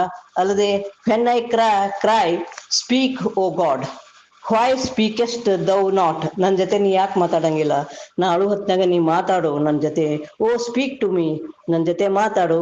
ಅಂಡ್ ಪವರ್ಫುಲಿ ಆಗಿ ಮಾತಾಡು. Speak of father, surely I can recognise thy voice. ನಾನು ಕೇಳ್ತೀನಿ, ನೀ ನನ್ ಜೊತೆ ಮಾತಾಡು, ನಾ ಕೇಳ್ತೀನಿ. Listen O Vema, dear to the lord of all ಅನ್ನುವಂಥ ಮಾತುಗಳನ್ನ ಇವು ಹೆಮ್ಮೆಯ ಮಾತುಗಳು. ಅಭಿಮಾನದಿಂದ ಹೇಳ್ತಾರೆ ವೇಮನಿಗೆ. I cry speak to me ಅಂತ ಹೇಳಿ ಹೇಳ್ತಾರೆ. ಇಂಥ ಒಬ್ಬ ಮಹಾನ್ ಒಬ್ಬ ಚಿಂತಕ ನಾವು ಇವತ್ತು ಸಾರ್ವಭೌಮನ ಕುರಿತು ನಾನು ಶಿವಯೋಗಿ ಕೂಡ ವೇಮನರು ಅಂತ ಹೇಳ್ಬೋದು. ಇವರು ದಕ್ಷಿಣ ಭಾರತದ ಸಂತ ಶ್ರೇಷ್ಠರು, ಬಹಳಷ್ಟು ಸಂತ ಶ್ರೇಷ್ಠರ ಅವರು ಆಗಿ ಹೋಗ್ಯಾರ. ಆ ಸಂತ ಶ್ರೇಷ್ಠರಲ್ಲಿ ಒಬ್ರು ಬಹಳಷ್ಟು ಪ್ರಸಿದ್ಧಿಯನ್ನ ಪಡೆದಂತ ಅನುಭಾವಿಗಳು, ವಿಶ್ವ ಮಾನವತೆಯನ್ನು ಸಾರಿದಂತಹ ವಿಚಾರವಾದಿಗಳು ಅಂತ ಹೇಳ್ಬೋದು. ಯಾವುದೇ ಒಂದು ಧರ್ಮ ಮತ ತತ್ವಗಳಿಗೆ ಕಟ್ಟು ಬೀಳದೆ ಒಳಿತಾದುದನ್ನು ಎಲ್ಲ ಮೂಲೆಗಳಿಂದಲೂ ಸ್ವೀಕರಿಸಿದ ಪ್ರಗತಿಪರ ಚಿಂತಕರೆಂದೇ ಹೇಳಬಹುದು ವೇಮನರನ್ನ. ಸಾಂಪ್ರದಾಯಿಕ ಸಿದ್ಧಾಂತ ತತ್ವಗಳನ್ನ ಅವರು ಸ್ವೀಕರಿಸಿದರು, ಅವುಗಳನ್ನು ಪರೀಕ್ಷಿಸಿ ಸ್ವಾನುಭವ ಸಮ್ಮತವಾದುದನ್ನು ಮಾತ್ರ ಸಾರಿದ ಜಿಜ್ಞಾಸುಗಳು ಅಂತ ಹೇಳ್ತಾರೆ. ಮನುಷ್ಯ ಸಂಬಂಧಗಳನ್ನು ತರತಮಗೊಳಿಸಿದ ಸಮಾಜ ವ್ಯವಸ್ಥೆಯನ್ನು, ಲಿಂಗ ವರ್ಣ ತಾರತಮ್ಯತೆಗಳನ್ನು ವಿಂಗಡಿಸಿದ, ಹಾಗೆ ಈ ಛಿದ್ರಗೊಳಿಸಿದ ಸಂಸ್ಕೃತಿಯನ್ನ ನಿರಾಕರಿಸಿ ಸಾಮರಸ್ಯ, ಸಮಾನತೆ, ಗುಣ ಗೌರವವುಳ್ಳ ಆರೋಗ್ಯಕರ ಸಮಾಜದ ವ್ಯವಸ್ಥೆಗಾಗಿ ಹಂಬಲಿಸಿದ ಮಹಾ ಮಾನವತಾವಾದಿ ಅಂತ ಹೇಳಬಹುದು. ಅಲ್ಲದೆ ಅವರು ಯೋಗ ಸಿದ್ಧಿಯ ಅತ್ಯುನ್ನತ ಮಾರ್ಗವನ್ನ ಕ್ರಮಿಸಿದಂತಹವರು ಕಠಿಣ ಸಾಧನೆಯಿಂದ ತಾವು ಸಂಪಾದಿಸಿಕೊಂಡಿದ್ದ ಮಂತ್ರವಿದ್ಯೆ, ರಸವಿದ್ಯೆ, ಕಾಯಕಲ್ಪ ವಿದ್ಯೆಯಂಥ ಅನೇಕ ಲೌಕಿಕ ಸಿದ್ಧಿಗಳನ್ನು ಲೋಕ ಕಲ್ಯಾಣಕ್ಕಾಗಿ ವಿನಿಯೋಗಿಸಿದರು. ಪರಬ್ರಹ್ಮ ಸಾಧನೆಗೆ ಯೋಗ ಮಾರ್ಗವೇ ಪರಮ ಗಂತವ್ಯವಾಗಿದೆ. ನಿಷ್ಠುರವಾಗಿ ಬಾಳಿದ್ರು, ವಿರಾಗಿಯಾಗಿ ಭಾವ ಬತ್ತಲೆ, ದೇಹ ಬತ್ತಲೆಯಾಗಿ ಸಂಚರಿಸುತ್ತಾ ಸ್ವಾನುಭವವನ್ನು ಎಲ್ಲೆಡೆಯಲ್ಲಿ ಹಂಚುತ್ತಾ ಸಾಗಿದವರು. ಜನಹಿತಕ್ಕಾಗಿ ಅನುಭವದ ಅಮೂರ್ತ ಭಾವಲಯಗಳನ್ನು, ಗಂಭೀರ ತಾತ್ವಿಕ ವಿಚಾರಗಳನ್ನು ಕಾವ್ಯ ಮೇಲೆ ಶೈಲಿಯಲ್ಲಿ ಹಾಡಿದ್ದಾರೆ. ಕವಿ ಪ್ರತಿಭೆಯ ಸಂವೇದನಾಶೀಲ ಮನಸ್ಸಿನ ವೇಮನರ ಜೀವಪರ ಕಾಳಜಿ, ಜೀವಪರ ಕಾರುಣ್ಯದ ಒಂದು ಕಳಕಳಿ, ಜನಪರ ಧೋರಣೆ, ಯೌಗಿಕ ಅನುಭವಗಳು ಅವರ ಮುಕ್ತಕ ರೂಪದ ವಚನಗಳಲ್ಲಿ ಶಕ್ತಿಯುತವಾಗಿ ಅಭಿವ್ಯಕ್ತಿಗೊಂಡಿವೆ ಎಂದು ಹೇಳಬಹುದು. ಸಮಕಾಲೀನ ಸಮಾಜದ ನ್ಯೂನತೆಗಳನ್ನು, ಮನುಷ್ಯ ಸ್ವಭಾವದ ವಿಕಾರಗಳನ್ನು, ಧರ್ಮ, ದೇವರು ಕುರಿತಾದ ಜಡ ಪ್ರವೃತ್ತಿಯನ್ನು ಪರಾಮರ್ಶಿಸುವ ವೇಮನರ ವಚನಗಳಲ್ಲಿ ನಾವು ಸಾಕಷ್ಟು ಸುಧಾರಣೆಯ ಪ್ರಾಮಾಣಿಕ ಕಾಳಜಿಯನ್ನ ಕಾಣ್ತೀವಿ. ಹಾಗೆ ಚಿತ್ತಶುದ್ಧಿ, ಭಾವಶುದ್ಧಿ ಇವುಗಳೆಲ್ಲಕ್ಕೂ ಅಗತ್ಯವಾದಂತಹ ನಿರ್ಮಮ ಪ್ರಜ್ಞೆಯಿಂದ ಮಾನವರು ಪ್ರಾಪಂಚಿಕತೆಯ ವ್ಯೂಹದಿಂದ ಬಿಡುಗಡೆ ಹೊಂದಿ ಬ್ರಹ್ಮ ವಿದ್ಯೆಯನ್ನು ಸಂಪಾದಿಸಬೇಕೆನ್ನುವ ಗಟ್ಟಿಯಾದ ನಂಬಿಕೆ ಅವರ ವಚನಗಳಲ್ಲಿ ನಾವು ಕಾಣ್ತೇವೆ. ಪರಂಪರೆಯ ಹಲವಾರು ವಿಚಾರಗಳನ್ನು ಅವರು ಮನ್ನಿಸ್ತಾರ. ವರ್ತಮಾನದ ಅಗತ್ಯಗಳನ್ನು ಕೂಡ ಮನುಕುಲದ ಸಾರ್ವಕಾಲಿಕ ನಿರೀಕ್ಷೆಗಳನ್ನು ವೇಮನರು ಸರಿಯಾಗಿ ಗುರುತಿಸಿ ಅವುಗಳನ್ನ ತಮ್ಮ ವಚನಗಳಲ್ಲಿ ಒಡಮೂಡಿಸಿದ್ದಾರೆ. ಆದರೆ ಪರಂಪರೆಯ ಶ್ರದ್ಧೆ ಮತ್ತು ಕೆಲವು ಕಡೆ ಅವರದು ಪರಂಪರೆಯ ಧೋರಣೆ ಕಾಣ್ತೀವಿ ನಾವು. ಕೆಲವು ವಿಷಯಕ್ಕೆ ಸಂಬಂಧಪಟ್ಟಂತೆ ಮಹಿಳಾ ಪರ ಧೋರಣೆ ಆಗ್ಲಿ ಅಥವಾ ಕೆಲವು ಬೇರೆ ವಿಷಯಗಳಾಗ್ಲಿ ನಾವು ಕಾಣ್ತೀವಿ. ಒಂದೇ ನಿಮಿಷ ರೀ. ಯಾರ ಅಕ್ಕಮ್ಮ, ನಾ ಗೂಗಲ್ ಮೀಟ್ ನಾಗ ಇದೀನಮ್ಮ, ನಂದೇ ಐತಿ ಉಪನ್ಯಾಸ. ಓಕೆ ಬರ್ತೇನೆ.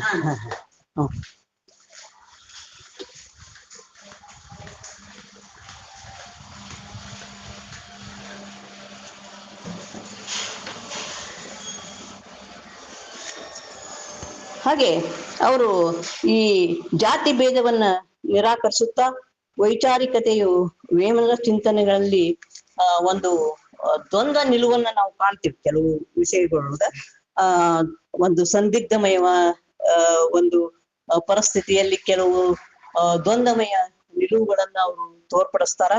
ಜಾತಿ ಭೇದವನ್ನ ನಿರಾಕರಿಸ್ತಾರ ಅದರಲ್ಲಿ. ಆದ್ರೆ ಗುಣ ಗೌರವವನ್ನ ಎತ್ತಿ ಹಿಡಿಯುವಂತಹ ವೇಮನರು ಕೆಳಜಾತಿ ವರ್ಣದ ಹುಟ್ಟಿಗೆ ಕೆಳಜಾತಿಯವ ಹುಟ್ಟ್ಯಾನ ಅಂತಂದ್ರ ಆ ಹುಟ್ಟಿದ ವ್ಯಕ್ತಿಗೆ ಪೂರ್ವ ಕರ್ಮವೇ ಕಾರಣ ಅನ್ನುವಂತಹ ಒಂದು ವೈದಿಕ ಮೂಲದ ಕರ್ಮ ಸಿದ್ಧಾಂತವನ್ನ ಬೆಂಬಲಿಸ್ತಾರೆ. ಅದೇ ಹೇಳಿದ್ನ, ಕೆಲವು ಪ್ರಗತಿಪರ ಧೋರಣೆಗಳದಾವ ಅವ್ರ ವಚನಗಳೊಳಗ, ಇನ್ನು ಕೆಲವು ಪರಂಪರೆಗೆ ಜೋತು ಬಿದ್ದುದನ್ನ ನಾವು ಕಾಣ್ತೇವೆ.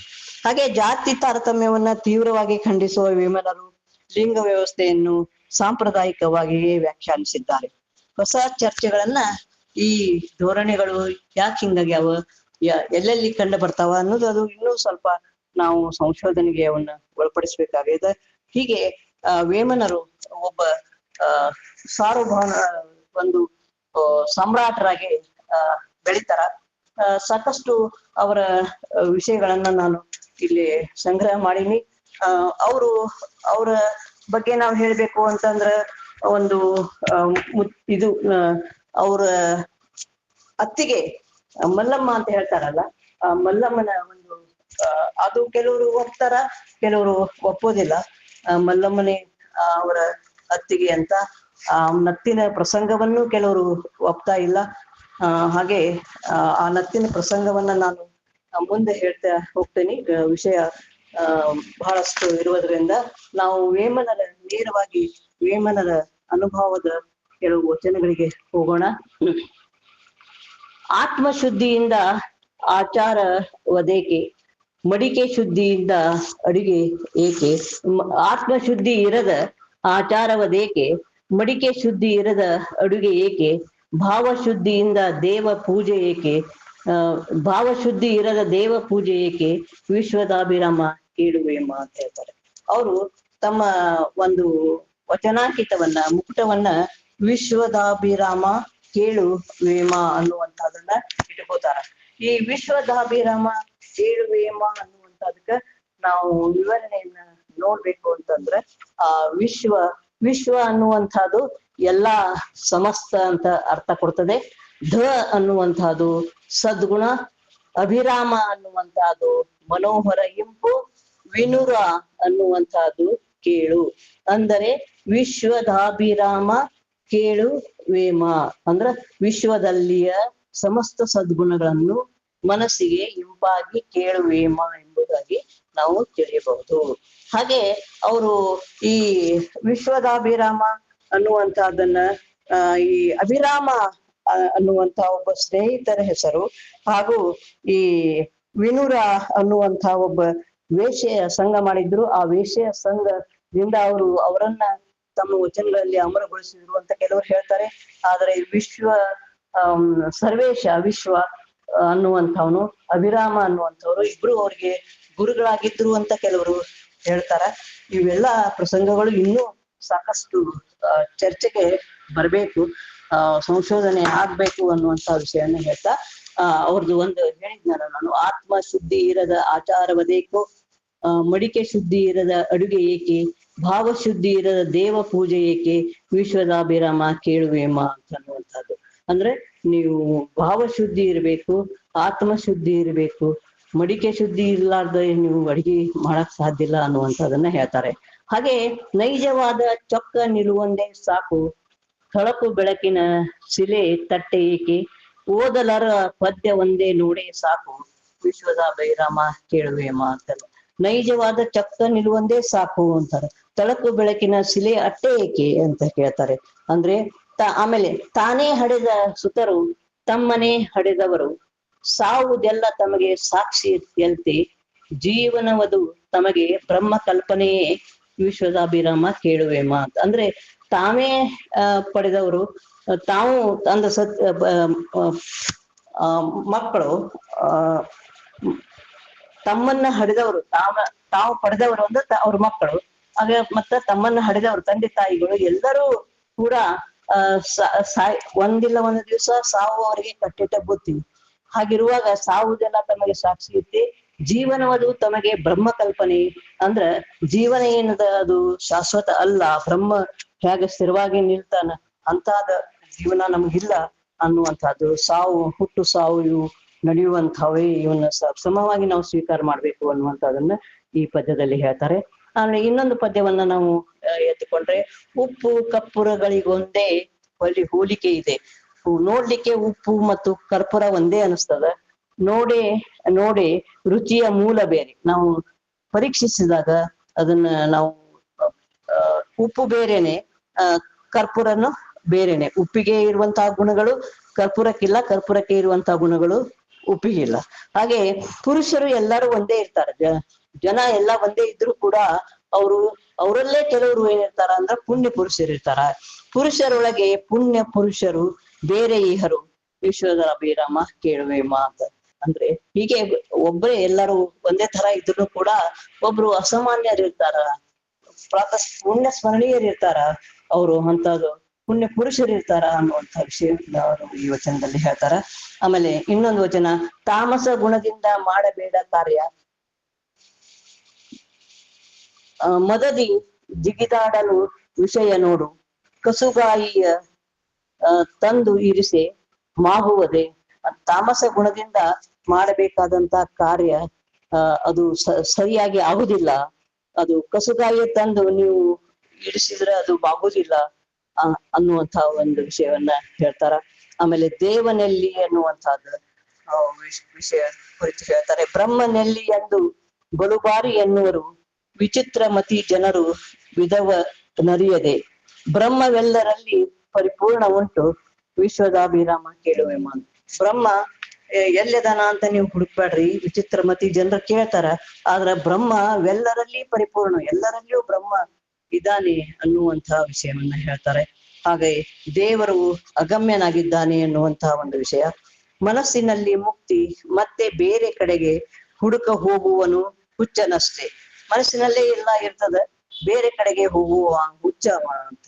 ಕುರಿಯ ಬಗಲೊಳ್ಳಿಟ್ಟು ಕುರುಬ ಹುಡುಕಿದಂತೆ ವಿಶ್ವದಾಭಿರಾಮ ಕೇಳುವೆ ಮಾತು. ದೇವರು ದೂರವಿದ್ದರೆ ಮುಟ್ಟಲು ಸಾಧ್ಯ, ಆದ್ರೆ ನಮ್ಮ ಅಂತರಂಗದಲ್ಲಿಯೇ ಅವನು ದೇವರಿದ್ದಾಗ ಅವನ್ನ ನಾವು ಕಂಡುಕೋಬೇಕು ನಮ್ಮ ಸತ್ಕಾರ್ಯಗಳಿಂದ ಅನ್ನುವಂತಹ ವಿಷಯವನ್ನು ಅವ್ರು ಹೇಳ್ತಾರೆ. ಹಾಗೆ ಈ ವಚನ ಏನದ, ಇದು ಸುಮಾರು ನಮ್ಗ ಈ ಅಲ್ಲಮ ಪ್ರಭುಗಳ ವಚನವನ್ನ ನಾವು ನೆನಪಿಗೆ ತರಿಸುವಂತಹ ವಚನ. ಭಾವದಲ್ಲೊಬ್ಬ ದೇವರ ಮಾಡಿ ಮನದಲ್ಲೊಂದು ಭಕ್ತಿಯ ಮಾಡಿದಡೆ, ಎತ್ತ ನೇರಿ ಎತ್ತ ನರಸುವರು, ಎತ್ತ ಹೋದರೆ ಗುಹೇಶ್ವರ ಅಂತ ಅನ್ನುವಂತಹದನ್ನ ದೇವರು ನಮ್ಮಲ್ಲೇ ಅದಾನ. ಎತ್ತ ನೇರಿ ಎತ್ತ ನರಸುವವರು, ಎತ್ತ ಹೋದರೆ ಅಂದ್ರೆ ಎತ್ತಿನ ಮೇಲೆ ಕುಂತಿರ್ತಾರ, ಎತ್ತ ಹುಡುಕ್ತಿರ್ತಾರ ಅನ್ನುವಂಥದ್ದು. ದೇವರು ನಮ್ಮಲ್ಲೇ ಇರ್ತಾನ, ಅವನನ್ನ ಹೊರಗೆ ಹುಡುಕ್ಲಿಕ್ಕೆ ನಾವು ಬಹಳಷ್ಟು ಕಷ್ಟ ಪಡ್ತೇವಿ ಅಂತ. ಹಾಗೆ ತೀರ್ಥ ಕ್ಷೇತ್ರಗಳಿಗೆ ಅಲೆದಾಟ ಮಾಡೋದು ವ್ಯರ್ಥ ಅನ್ನುವಂಥದ್ದನ್ನ ಹೇಳ್ತಾರೆ. ಕಾಶಿ ಮಥುರೆ ಕಂಚಿ ಗಯ ಪ್ರಯಾಗ ಸೇತು ಅಲೆದು ತನ್ನ ಆತ್ಮಕಾಣ, ವಾಸನೆ ಎಳಿದಿರಿ ವ್ಯರ್ಥ ವಿಧಗಳಷ್ಟೇ. ವಾಸನೆಯನ್ನ ನಾವು ವಿಷಯಗಳ ದಾಸರಾಗ್ಬಾರ್ದು.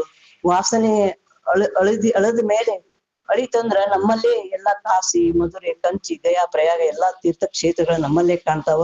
ಅಲ್ಲಿ ವ್ಯರ್ಥವಾಗಿ ಅಲೆದಲೆದು ಯಾಕೆ ಕಷ್ಟ ಪಡ್ತೀರಿ ಅಂತ ಹೇಳ್ತಾರೆ.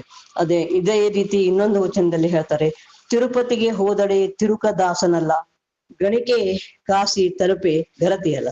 ತಿರುಪತಿಗೆ ಹೋದ ಕೂಡ ತಿರುಕ ದಾಸನಾಗುದಿಲ್ಲ, ದಾಸನ ಅಂದ್ರೆ ಭಕ್ತನಾಗುದಿಲ್ಲ.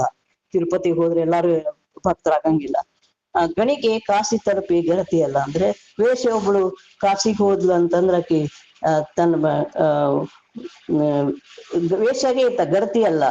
ಕಾಶಿ ಕಾಶಿ ಎಂದು ಕಾತರಿಸಿ ಹೋದರು, ಅಲ್ಲಿ ಇರುವ ದೇವ ಇಲ್ಲಿಲ್ಲವೇ ಅಂತ ಕೇಳ್ತಾರೆ.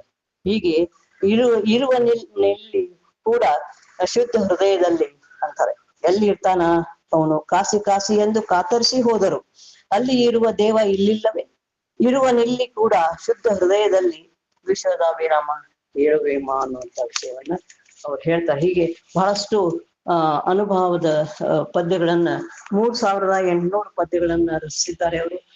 ಎಲ್ಲಾ ಪದ್ಯಗಳೊಳಗೆ ಸಾಕಷ್ಟು ಅನುಭವವನ್ನು ನಾವು ಕಾಣ್ತೀವಿ ಅನ್ನುವಂತ ವಿಷಯವನ್ನ ಹೇಳ್ತಾ, ಬಹಳಷ್ಟು ನಾವು ಸಮಸ್ಯೆಗಳನ್ನ ಅವರು ಚರಿತ್ರೆಯನ್ನು ಓದುವಾಗ ನಾವು ಕಾಣ್ತೀವಿ. ಒಂದು ಅವರಿಗೆ ಯಾರು ಗುರುವಾಗಿದ್ರು ಅನ್ನುವಂಥದ್ದನ್ನ, ಆಮೇಲೆ ನೀವು ಕೂಡ ಇದ್ರೊಳಗ ಪ್ರಶ್ನೋತ್ತರದೊಳಗ ಕೇಳ್ಬಹುದು ಈ ಸಂವಾದದೊಳಗ. ಅದಕ್ಕೆ ನಾನು ಮೊದ್ಲೇ ಸಾಕಷ್ಟು ವಿಷಯಗಳನ್ನು ನಿಮ್ಗೆ ಕ್ಲಿಯರ್ ಮಾಡಿ ಆಮೇಲೆ ಕೆಲವು ಮತ್ತು ನಿಮ್ಗೆ ಸಮಸ್ಯೆಗಳಿದ್ರೆ ಕೇಳಬಹುದು ಅನ್ನುವಂಥ ಸಂಶಯಗಳಿದ್ರೆ ಕೇಳಬಹುದು ಅನ್ನುವಂಥದ್ದನ್ನ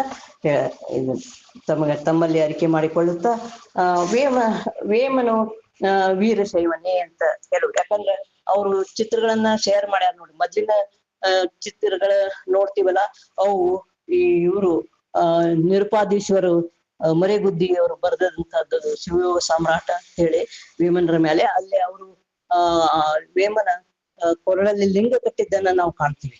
ಆಮೇಲೆ ಇಲ್ಲಿ ಈಗ ಶೇರ್ ಮಾಡ್ಯಾರ ನೋಡ್ರಿ, ಈ ಗಿಡದ ಕೆಳಗೆ ಕೂತ ಅಲ್ಲಿ ವೇಮನಿಗೆ ಏನೂ ಇಲ್ಲ, ಇಷ್ಟಲಿಂಗ ಅದು ಏನು ಕೊಳ್ಳಲಿಲ್ಲ. ಆದ್ರೆ ಅವರು ಕೆಲವು ಪ್ರಶ್ನೆಗಳನ್ನ ಎತ್ತಾರೆ ತಮ್ಮ ಯಾವುದು ಶಿವಯೋಗಿ ವೇಮ ವಿಜಯ ಅಂತ ನಿರುಪಾದೀಶ ಮರೆಗುದ್ದಿ ಅವರು ಬರ್ದಾರ.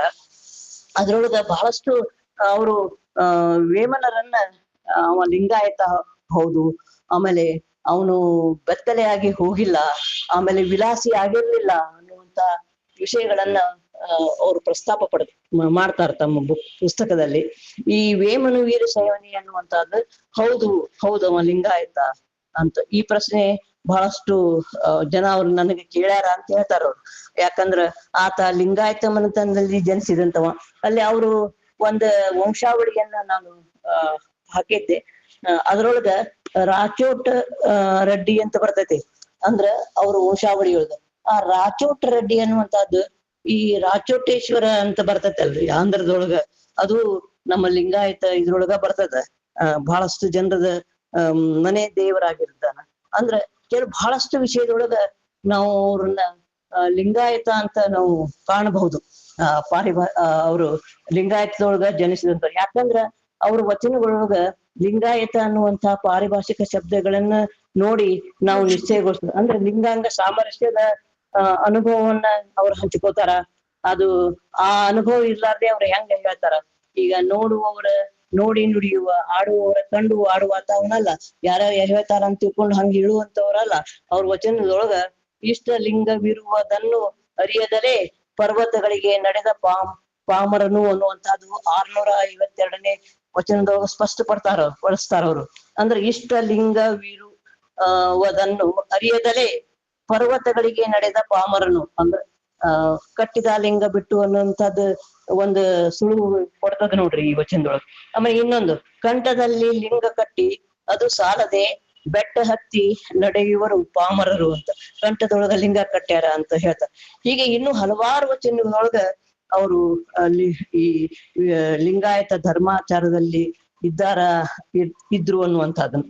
ಆಮೇಲೆ ಮತ್ತೊಂದು ವೈದಿಕ ಒಂದು ಆಚರಣೆಯನ್ನ ವಿಡಂಬನಾತ್ಮಕವಾಗಿ ಅವರು ಟೀಕಿಸ್ತಾರ.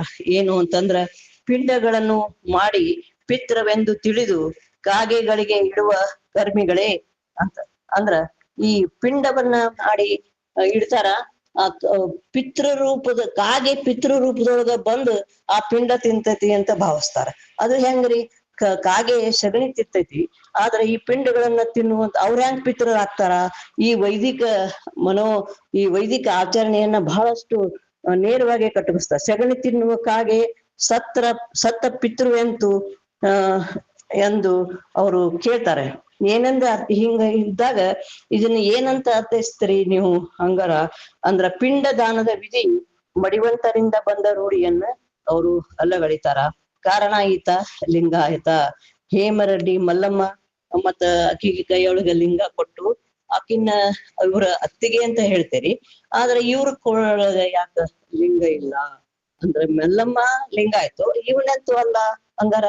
ಅಂದ್ರ ಅವ ವೇಮನ ಅವಳ ಮೈದುನ ಇರ್ಲಿಕ್ಕಿಲ್ಲ, ಅಥವಾ ಇದ್ರ ಮತ್ತೆ ಇವನಿಗೆ ಲಿಂಗ ಇರ್ಬೇಕಾಗಿತ್ತಲ್ಲ. ಇವೆಲ್ಲ ಸಾಕಷ್ಟು ನಮ್ಗೆ ವಿಚಾರ ಮಂಥನಕ್ಕೆ ಹಚ್ಚುವಂತಹ ಒಂದಷ್ಟು ವಿಷಯಗಳು ಅಂತ ಹೇಳ್ತಾರೆ. ಹಾಗೆ ವೇಮನ ಜೀವಿತಾವಧಿಯಲ್ಲಿ ಪಂಚಾಚಾರ್ಯರ ಬಗ್ಗೆ, ಹಾಗೆ ಸಿದ್ಧಾಂತ ಶಿಖಾಮಣಿಯ ಬಗ್ಗೆ ಈತನ ವಚನಗಳಲ್ಲಿ ಏನಾದ್ರು ಸುಳಿವು ಸಿಗ್ತೈತಿ ಅಂತ ನೋಡಿದ್ರೆ ಯಾವ ಸುಳಿವು ಸಿಗುದಿಲ್ಲ. ಪಂಚಾಚಾರ್ಯರ ಬಗ್ಗೆನೂ ಸಿಗುದಿಲ್ಲ, ಆಮೇಲೆ ಮತ್ತ ಈ ಸಿದ್ಧಾಂತ ಶಿಖಾಮಣಿಯ ಬಗ್ಗೆನೂ ಸಿಗುದಿಲ್ಲ.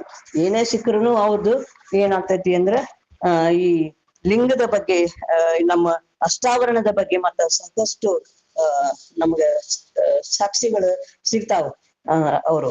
ಆಮೇಲೆ ಹಂಗಾದ್ರ ಇಲ್ಲಿ ಅವರು ಅವ್ರಿಗೆ ಜಂಗಮ ದೀಕ್ಷೆ ಆಗಿತ್ತೆ ಅನ್ನುವಂಥದ್ದು, ವೇಮನರಿಗೆ ಜಂಗಮ ದೀಕ್ಷೆ ಆಗಿತ್ತೆ ಅನ್ನುವಂತ ಪ್ರಶ್ನೆ ಮಾಡ್ತಾರೆ. ಇದು ಮಡಿವಂತರಾಗ್ಲಿ ಅಥವಾ ಬೇರೆ ಯಾರೇ ಅಜ್ಞರಾಗ್ಲಿ ಏನೇ ನುಡಿದಿರ್ಬೋದು, ಆದ್ರ ಅಂತ ಪ್ರಸಂಗದೊಳಗ ಅವರು ಜಂಗಮ ಸ್ವರೂಪಿಯಾದಾಗ ಮಾತ್ರ ಜಂಗಮ ನೀರು ತಿಳುತ್ತದೆ. ಕಾರಣ ಚಿನ್ಮಯ ಅವರು ಗುರುಗಳೇನಿರ್ತಾರ, ಗುರುಗಳಿಗೆ ಲಿಂಗ ಇರ್ತೈತಿ. ಚಿನ್ಮಯ ಸೋಮಶೇಖರ ಗುರುಗಳಿಂದ ಜಂಗಮ ದೀಕ್ಷೆ ಈತ ಪಡೆದಿರ್ಬೇಕು ಅಂತ ಹೇಳ್ತಾರೆ ಅನ್ನುವಂಥದ್ದನ್ನ. ಅಂದ್ರ ಅವರು ಲಿಂಗವಂತರಾಗಿರ್ತಾರ ಗುರುಗಳು. ಅಂದ್ರ ಕರ್ನಾಟಕದ ಹಲವಾರು ಮಠಗಳನ್ನ ನಾವು ನೋಡಿದೀವಿ. ಅಂದ್ರ ಜಂಗಮರಲ್ಲದವರಿಗೆ ಜಂಗಮ ದೀಕ್ಷೆ ಕೊಟ್ಟು ಅಧಿಕಾರಿಗಳನ್ನಾಗಿ ಮಾಡಿರ್ತಾರ. ಆದ್ರ ಇಲ್ಲಿ ನಮ್ಗ ಮತ್ತ ಪ್ರಶ್ನೆ ಬರ್ತದ, ಇವರು ಗುರುಗಳು ಸೋಮಶೇಖರ ಗುರುಗಳು ಲಿಂಗವನ್ನ ಕಟ್ಟಿದ್ರು ಇಲ್ಲೋ, ಮತ್ ಇವನಿಗೆ ತಾವು ಕಟ್ಟಿದ್ರ ಇವನಿಗೆ ಲಿಂಗ ಧಾರಣೆ ಮಾಡಿರ್ತಾರ, ಇರ್ಲಿಲ್ಲ ಅಂದ್ರ ಮಾಡಿರಂಗಿಲ್ಲ ಅನ್ನುವಂತ ಇದು ಪ್ರಶ್ನೆ ಬರ್ತದ.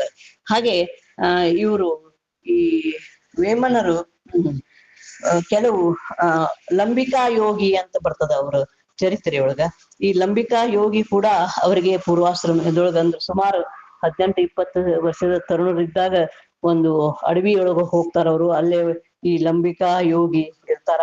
ಈ ಲಂಬಿಕಾ ಯೋಗಿಯಿಂದ ಸಾಕಷ್ಟು ಅವರು ಈ ಬೇರೆ ಬೇರೆ ವಿದ್ಯೆಗಳನ್ನ, ರಸವಿದ್ಯೆಗಳನ್ನ, ಆಮೇಲೆ ಬಂಗಾರದ ಗಟ್ಟಿಗಳನ್ನ ಮಾಡುವಂತಹದ್ದು, ಆಮೇಲೆ ಹಠಯೋಗ ಎಲ್ಲಾ ಕಲಿತಾರ ಅನ್ನುವಂಥದ್ದನ್ನ ನಾವು ಚರಿತ್ರೆಯೊಳಗ ಕಾಣ್ತಿದ್ದೀವಿ. ಆಮೇಲೆ ವೇಮನರು ಅಂತ ನಿಸ್ಸಂಶಯವಾಗಿ ಅವರು ರಾಜವಂಶದವರು ಅಂತ ಹೇಳ್ತೀವಿ. ಯಾಕಂದ್ರ ಈ ಕಾಕ್ತಿ ಸಾಮ್ರಾಜ್ಯ ಪತನವಾದ ನಂತರ ಕೊಂಡವೀಡು ಸಾಮ್ರಾಜ್ಯ ಬರ್ತದ. ಆ ಕೊಂಡವೀಡು ಸಾಮ್ರಾಜ್ಯದೊಳಗ ಅವ್ರದ್ದು ವಂಶಾವಳಿ ನಾನು ಹಾಕಿದ್ದೀನಿ, ಆಮೇಲೆ ಕೊನೆಗೆ ನೋಡುವಿರಂತೆ. ವೇಮನ ವೇಷ ವಿಲಾಸಿ ಆಗಿದ್ನೇನು ಅನ್ನುವಂತ ಪ್ರಶ್ನೆ ಬರ್ತದ. ವೇಷ ವಿಲಾಸಿ ಆಗಿದ್ದಂದ್ರ ಅವ ಒಂದು ವಚನದೊಳಗ ವೇಶ್ಯರಿಗೆ ಯಾಕೆ ದುಡ್ಡು ಕೊಟ್ಟು ಹಾಳಾಗ್ತೀರಿ ಅಂತ ಹೇಳ್ತಾರ. ಅಂದ್ರ ವೇಷ ಸಂಘ ಮಾಡ್ತಿದ್ದಿಲ್ಲ ಅಂತ ಅನ್ನುವಂಥದ್ದು ಅರ್ಥ. ಈಗ ಗುರುವಿಗೆ ಹಿಡಿಸೊಪ್ಪು ನೀಡಲಾರ ರಯ್ಯ ಅರಿಯೇ ವೇಷಗೀವರ್ಥವೆಲ್ಲ, ಅರ್ಥವನ್ನೆಲ್ಲ ವೇಷಕ್ಕೆ ಕೊಡ್ತಾರ.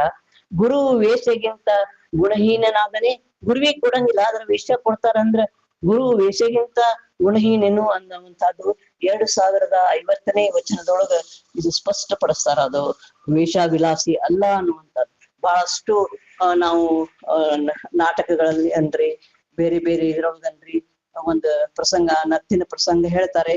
ಆ ಹೇಮರಡ್ಡಿ ಮಲ್ಲಮ್ಮ ಅವಳ ಅತ್ತಿಗೆ ಆಗಿರ್ತಾಳೆ. ಆಕೆ ವೇಷೆ, ಅವಳ ಮೂಗಿನಲ್ಲಿರುವಂತಹ ರತ್ನ ಖಚಿತವಾದಂತಹ ಮೂಗುತಿ ತರಲಿಕ್ಕೆ ಹೇಳ್ತಾರೆ. ಹೇಳ್ತಾಳೆ ಅವಳು. ಇವನು ವೇಮ ಮನೆಗೆ ಬಂದು ಅತ್ತಿಗೆಯಲ್ಲಿ ಬೇಡಿ ಕಾಡಿ ಪಡಿತಾನೆ. ಅವಳು ಹೇಳ್ತಾಳೆ ಕೆಲವು ಮಂಚದ ಸುತ್ತ ನಗ್ನವಾಗಿ 3 ಪ್ರದಕ್ಷಿಣೆ ಹಾಕಿ ಬಂದ ಮೇಲೆ ಆಕಿ ಕೊಡುವಂತ. ಆವಾಗ ಹಂಗೆ ಮಾಡ್ತೀನಿ ಅಂತ ಹಾಗೆ ಮಾಡ್ತಾರೆ. ಆದ್ರೆ ಅವಳ ಒಂದು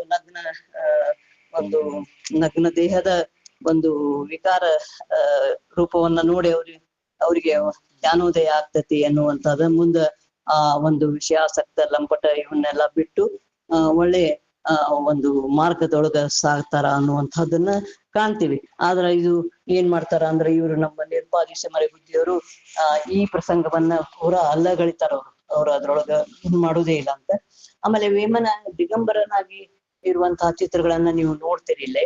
ಈ ವೇಮ ನಿಜವಾಗಿ ದಿಗಂಬರನಾಗಿದ್ದಾನೆ ಅಂತ ಅದು ಸಾಧ್ಯ ಇಲ್ಲ. ಯಾಕಂತ ಅಲ್ಲೇ ತಮ್ಮ ವಚನದೊಳಗ ಒಂದ್ ಹೇಳ್ತಾರ ಅವರು, ಚಿಂದಿ ಬಟ್ಟೆ ಎಲ್ಲ ಚೀನಾಂಬರವೇ ಹೊರತು ಬಲಿನ ಒಡಲು ಅಲ್ಲ ಮುಕ್ತಿ ಹೊರತು, ಪರಮಯೋಗಿ ಮಹಿಮೆ ಪರಕಿಸುವುದೆಂತು ವಿಶ್ವದಾಭಿರಾಮ ಕೇಳುವೆಮ್ಮ ಅಂತ.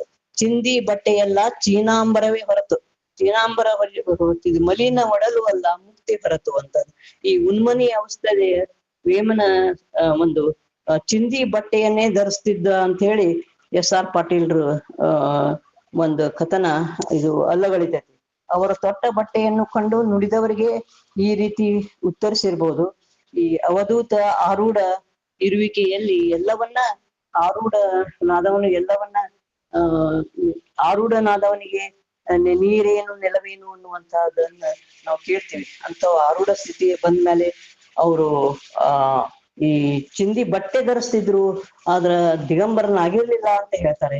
ಇನ್ನು ಕೆಲವರು ದಿಗಂಬರ ರೂಪದೊಳಗ ಸಾಕಷ್ಟು ಅವರ ಫೋಟೋಗಳನ್ನ ಇಟ್ಟು ಪೂಜಿಸುವಂತಹದ್ದು ನಾವು ನೋಡ್ತೀವಿ. ಹಾಗೆ ಸಾಕಷ್ಟು ವಾದ ವಿವಾದ ಬಹಳಷ್ಟು ಈ ವೇಮನರ ಬಗ್ಗೆ ನನಗನ್ಸೋ ಮಟ್ಟಿಗೆ ಬಹಳ ದ್ವಂದ್ವದ ನಿಲುವುಗಳ ಇದಾವೆ ಅನ್ನುವಂಥದ್ದು. ಈ ಶಿವಯೋಗಿ ವೇಮನ್ನ ಮೇಲೆ ಬಸವ ಚರಿತೆಯ ಪ್ರಭಾವ ಅನ್ನುವಂಥದ್ದು. ಈ ಪಾಲ್ಕುರ್ಕೆಯ ಸೋಮನಾಥನ ಬಸವ ಪುರಾಣ ವೇಮನರು ಓದಿರಬಹುದು ಅನ್ನುವಂಥದ್ದನ್ನ ನಾವು ಕಾಣ್ತೀವಿ. ಯಾಕಂದ್ರ ಒಂದು ವಚನದೊಳಗ ಪಾಪ ಹರಣವಯ್ಯ ಬಸವ ಪುರಾಣವೇ ಅನ್ನುವಂಥದ್ದೆಲ್ಲ ಹೇಳ್ತಾರ ಅಂತ.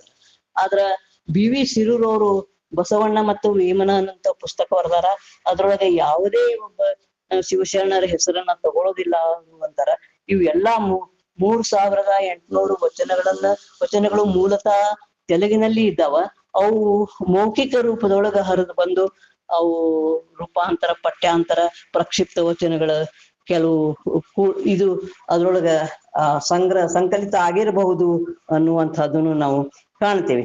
ಅದ ನಿಜವಾಗಿ 3800 ವಚನದೊಳಗ ಎಲ್ಲೂ ಯಾವುದೇ ಶರಣರ ಪ್ರಸ್ತಾಪ ಬರುವುದಿಲ್ಲ ಅಂತ ಇವರು ವಿದ್ವಾಂಸರು BV Shirur professor doctor BV Shirur ಅವ್ರು ಹೇಳ್ತಾರೆ. ಇನ್ನ ವೇಮನ ವಚನಗಳಲ್ಲಿ ಅಷ್ಟಾವರಣಗಳು ಕಾಣ್ತಾವ. ಯಾಕಂದ್ರೆ ಇವರ ಸುಳ್ನುಡಿಗಳಲ್ಲಿ ಗುರು ಲಿಂಗ ಜಂಗಮ ಮಂತ್ರದ ಬಗ್ಗೆ ಸ್ಪಷ್ಟವಾಗಿ ಕಂಡು ಬಂದಂತೆ ನಾವು ಪ್ರಸಾದ ಮತ್ತು ಪಾದೋದಕದ ಬಗ್ಗೆ ನಾವು ಎಲ್ಲೂ ಕಾಣುವುದಿಲ್ಲ. ವಿಭೂತಿಯ ಬಗ್ಗೆ ಕೂಡ ಪರ್ಯಾಯವಾಗಿ ನಿರೂಪಿಸಿದಾರ. ಕೊನೆಗೆ ಕಟಾರಪಲ್ಲಿಯೊಳಗ ಅವ್ರದ್ದು ಒಂದು ಜೀವಂತ ಸಮಾಧಿ ಅದ. ಆ ಜೀವಂತ ಸಮಾಧಿಯಲ್ಲಿ ಅಲ್ಲಿ ಅವರು ವಿಭೂತಿ ಧರಿಸ್ತಿದ್ರು. ಅಲ್ಲಿ ವಿಭೂತಿ ಇಂದನ ಪೂಜೆ ಮಾಡ್ತಾರ ಆ ಕಟಾರಪಲ್ಲಿಯೊಳಗ ಅವರ ಸಮಾಧಿ. ಅದರಿಂದ ನಾವು ಇಲ್ಲೂ ಕೂಡ ಅವರು ಅಷ್ಟಾವರಣಗಳಲ್ಲಿ ಗುರುಲಿಂಗ ಜಂಗಮದ ಬಗ್ಗೆ ಸಾಕಷ್ಟು ವಚನಗಳನ್ನ ನಾನು ಸಂಗ್ರಹ ಮಾಡೀನಿ. ಅವ್ನ್ ಹೇಳ್ತೀನಿ ನಾನು. ಬಸವಾದಿ ಪರಮತರ ನೇರವಾಗಿ ಪರಿಣಾಮ ಆಗಿರ್ಲಿಕ್ಕಿಲ್ಲ, ಆದ್ರ ಅವರ ಒಂದು ವಚನಗಳ ಒಂದು ತಾತ್ಪರ್ಯವನ್ನ ನಾವು ಅಲ್ಲಿ ಕಾಣ್ತೀವಿ ಅಂದ್ರ ಎಲ್ಲೋ ಅವರ ನೆರಳು ಅದರಲ್ಲಿ ನಾವು ಎಲ್ಲೋ ಸೂಕ್ಷ್ಮತೆಯಿಂದ ನಾವು ನಿರೀಕ್ಷಿಸಿದಾಗ ನಾವು ಅದನ್ನ ಕಾಣ್ತೀವಿ. ಹಾಗಾದ್ರೆ ವೇಮನರ ವಚನಗಳಲ್ಲಿ ಶಿವನನ್ನ ಬಹಳಷ್ಟು ಸಲ ಅವರು ಶಿವತತ್ವವನ್ನ ಅವರು ಬಹಳಷ್ಟು ಸಲ ಹೇಳ್ತಾರ. ಮತ್ತ ಅಲ್ಲದೆ ಇಲ್ಲಿ ಮತ್ತ ಪಾಕನಾಕ ರೆಡ್ಡಿ ಅನ್ನುವಂತ ಅದೊಂದು ರೆಡ್ಡಿಯೊಳಗ ಒಂದು ಬ್ರಾಂಚ್ ಬರ್ತತಿ. ಆ ಪಾಕನಾಕ ರೆಡ್ಡಿಯವರು ಈಗ್ಲೂ ಕೂಡ ವಿಭೂತಿ ಧರಿಸ್ತಾರ. ಮತ್ತ ಅವ್ರಿಗೆ ಈ ಶಿವ ಮತ್ತ ಶಿವನ ಸಂಬಂಧಿ ದೇವರುಗಳೇ ಅವ್ರಿಗೆ ಆರಾಧ್ಯ ದೈವಗಳಾಗಿರ್ತಾವ ಅನ್ನುವಂಥದ್ದು. ಆಮೇಲೆ ಸಾಕಷ್ಟು ಇನ್ನೊಂದು ನಾನು ಅವರ ಒಂದು ಶರಣರ ಸಂಬಂಧಿ ವಿಚಾರಗಳನ್ನ ಸ್ವಲ್ಪ ಹೇಳ್ಬೇಕು ಅಂತ ಮಾಡ್ತೀನಿ. ಅದು ಹೇಗೆ ಈ ಬಸವಣ್ಣವ್ರನ್ನ ಮತ್ತ ಅವರು BBC ಪ್ರೊಫೆಸರ್ ಬಸವಣ್ಣ ಮತ್ತು ವೇಮನನ್ನ ಸಾಮ್ಯ ಮತ್ತು ವೈಷಮ್ಯಗಳನ್ನ ಅವರು ಗುರುತಿಸ್ತಾರ. ಅದು ಸಾಕಷ್ಟು ಬೇರೆ ಬೇರೆ ಅನ್ನುವಂತ ಒಂದು ನಿರ್ಧಾರಕ್ಕ ಕೊನೆಗೆ ಬರ್ತಾರ. ಈಗ ನಮ್ಮ ಬಸವಣ್ಣವರಲ್ಲಿ ನಾವು ದಾಸೋಹ ಪ್ರವೃತ್ತಿಯನ್ನು ಕಾಣ್ತೀವಿ. ದಾಸೋಹ ಸೋಹಂ ಎನ್ನಿಸಿದೆ ದಾಸೋಹಂ ಎಂದೆನಿಸುವ ಶ್ರೇಯಸ್ಸು ಬಸವಣ್ಣವ್ರಿಗೆ ಇರ್ತದ. ಆಮೇಲೆ ದುಡಿದುದರಲ್ಲಿ ಮಿಕ್ಕುದನ್ನ ಶಿವನ ಸೊಮ್ಮೆಂದು ಸಮಾಜಕ್ಕೆ ಅರ್ಪಿಸ್ಬೇಕು ಅನ್ನುವಂಥದ್ದನ್ನ ಹೇಳ್ತಾರ. ಹಾಗೆ ವೇಮನು ಕೂಡ ದಾನದ ಬಗ್ಗೆ ಹೇಳ್ತಾನ. ದಾನ ಧರ್ಮಗಳನ್ನು ದೂಡಿ ನಾಳೆ ಕಾಲ ಕಳೆಯುತ್ತಿದ್ದರು ಹೇಳಿ ಜನರು, ತಾನು ಏನಾಗವ ತನ್ನ ಬದುಕು ಏನು ಅಂತ ಹೇಳ್ತಾರ ದಾನದ ಬಗ್ಗೆ.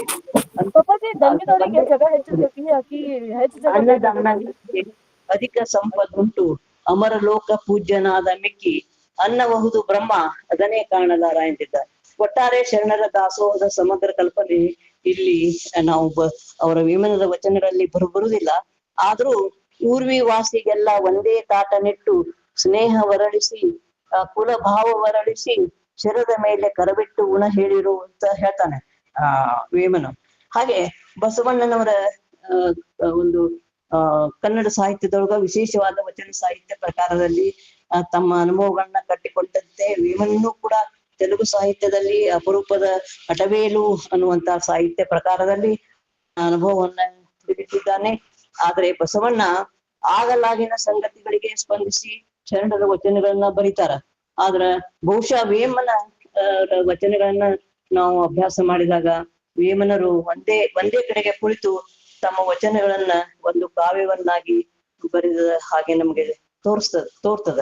ಯಾಕಂದ್ರ ಅವರು ನೀಟಾಗೆ ಪ್ರಾರಂಭದೊಳಗ ಏನ್ ಬರಿಬೇಕು, ಆಮೇಲೆ ಏನ್ ಬರಿಬೇಕು, ನಡುವೆ ಏನ್ ಬರಿಬೇಕು ಅನ್ನುವಂತಹದನ್ನ ನಾವು ಕಾಣ್ತೀವಿ. ಪ್ರಾರಂಭದೊಳಗ ತನ್ನ ಬಗ್ಗೆ ತನ್ನ ಮನೆತನದ ಬಗ್ಗೆ ಹೇಳಿಕೊಂಡಿರುವುದೇ ಈ ಅನುಮಾನಕ್ಕೆ ಕಾರಣ.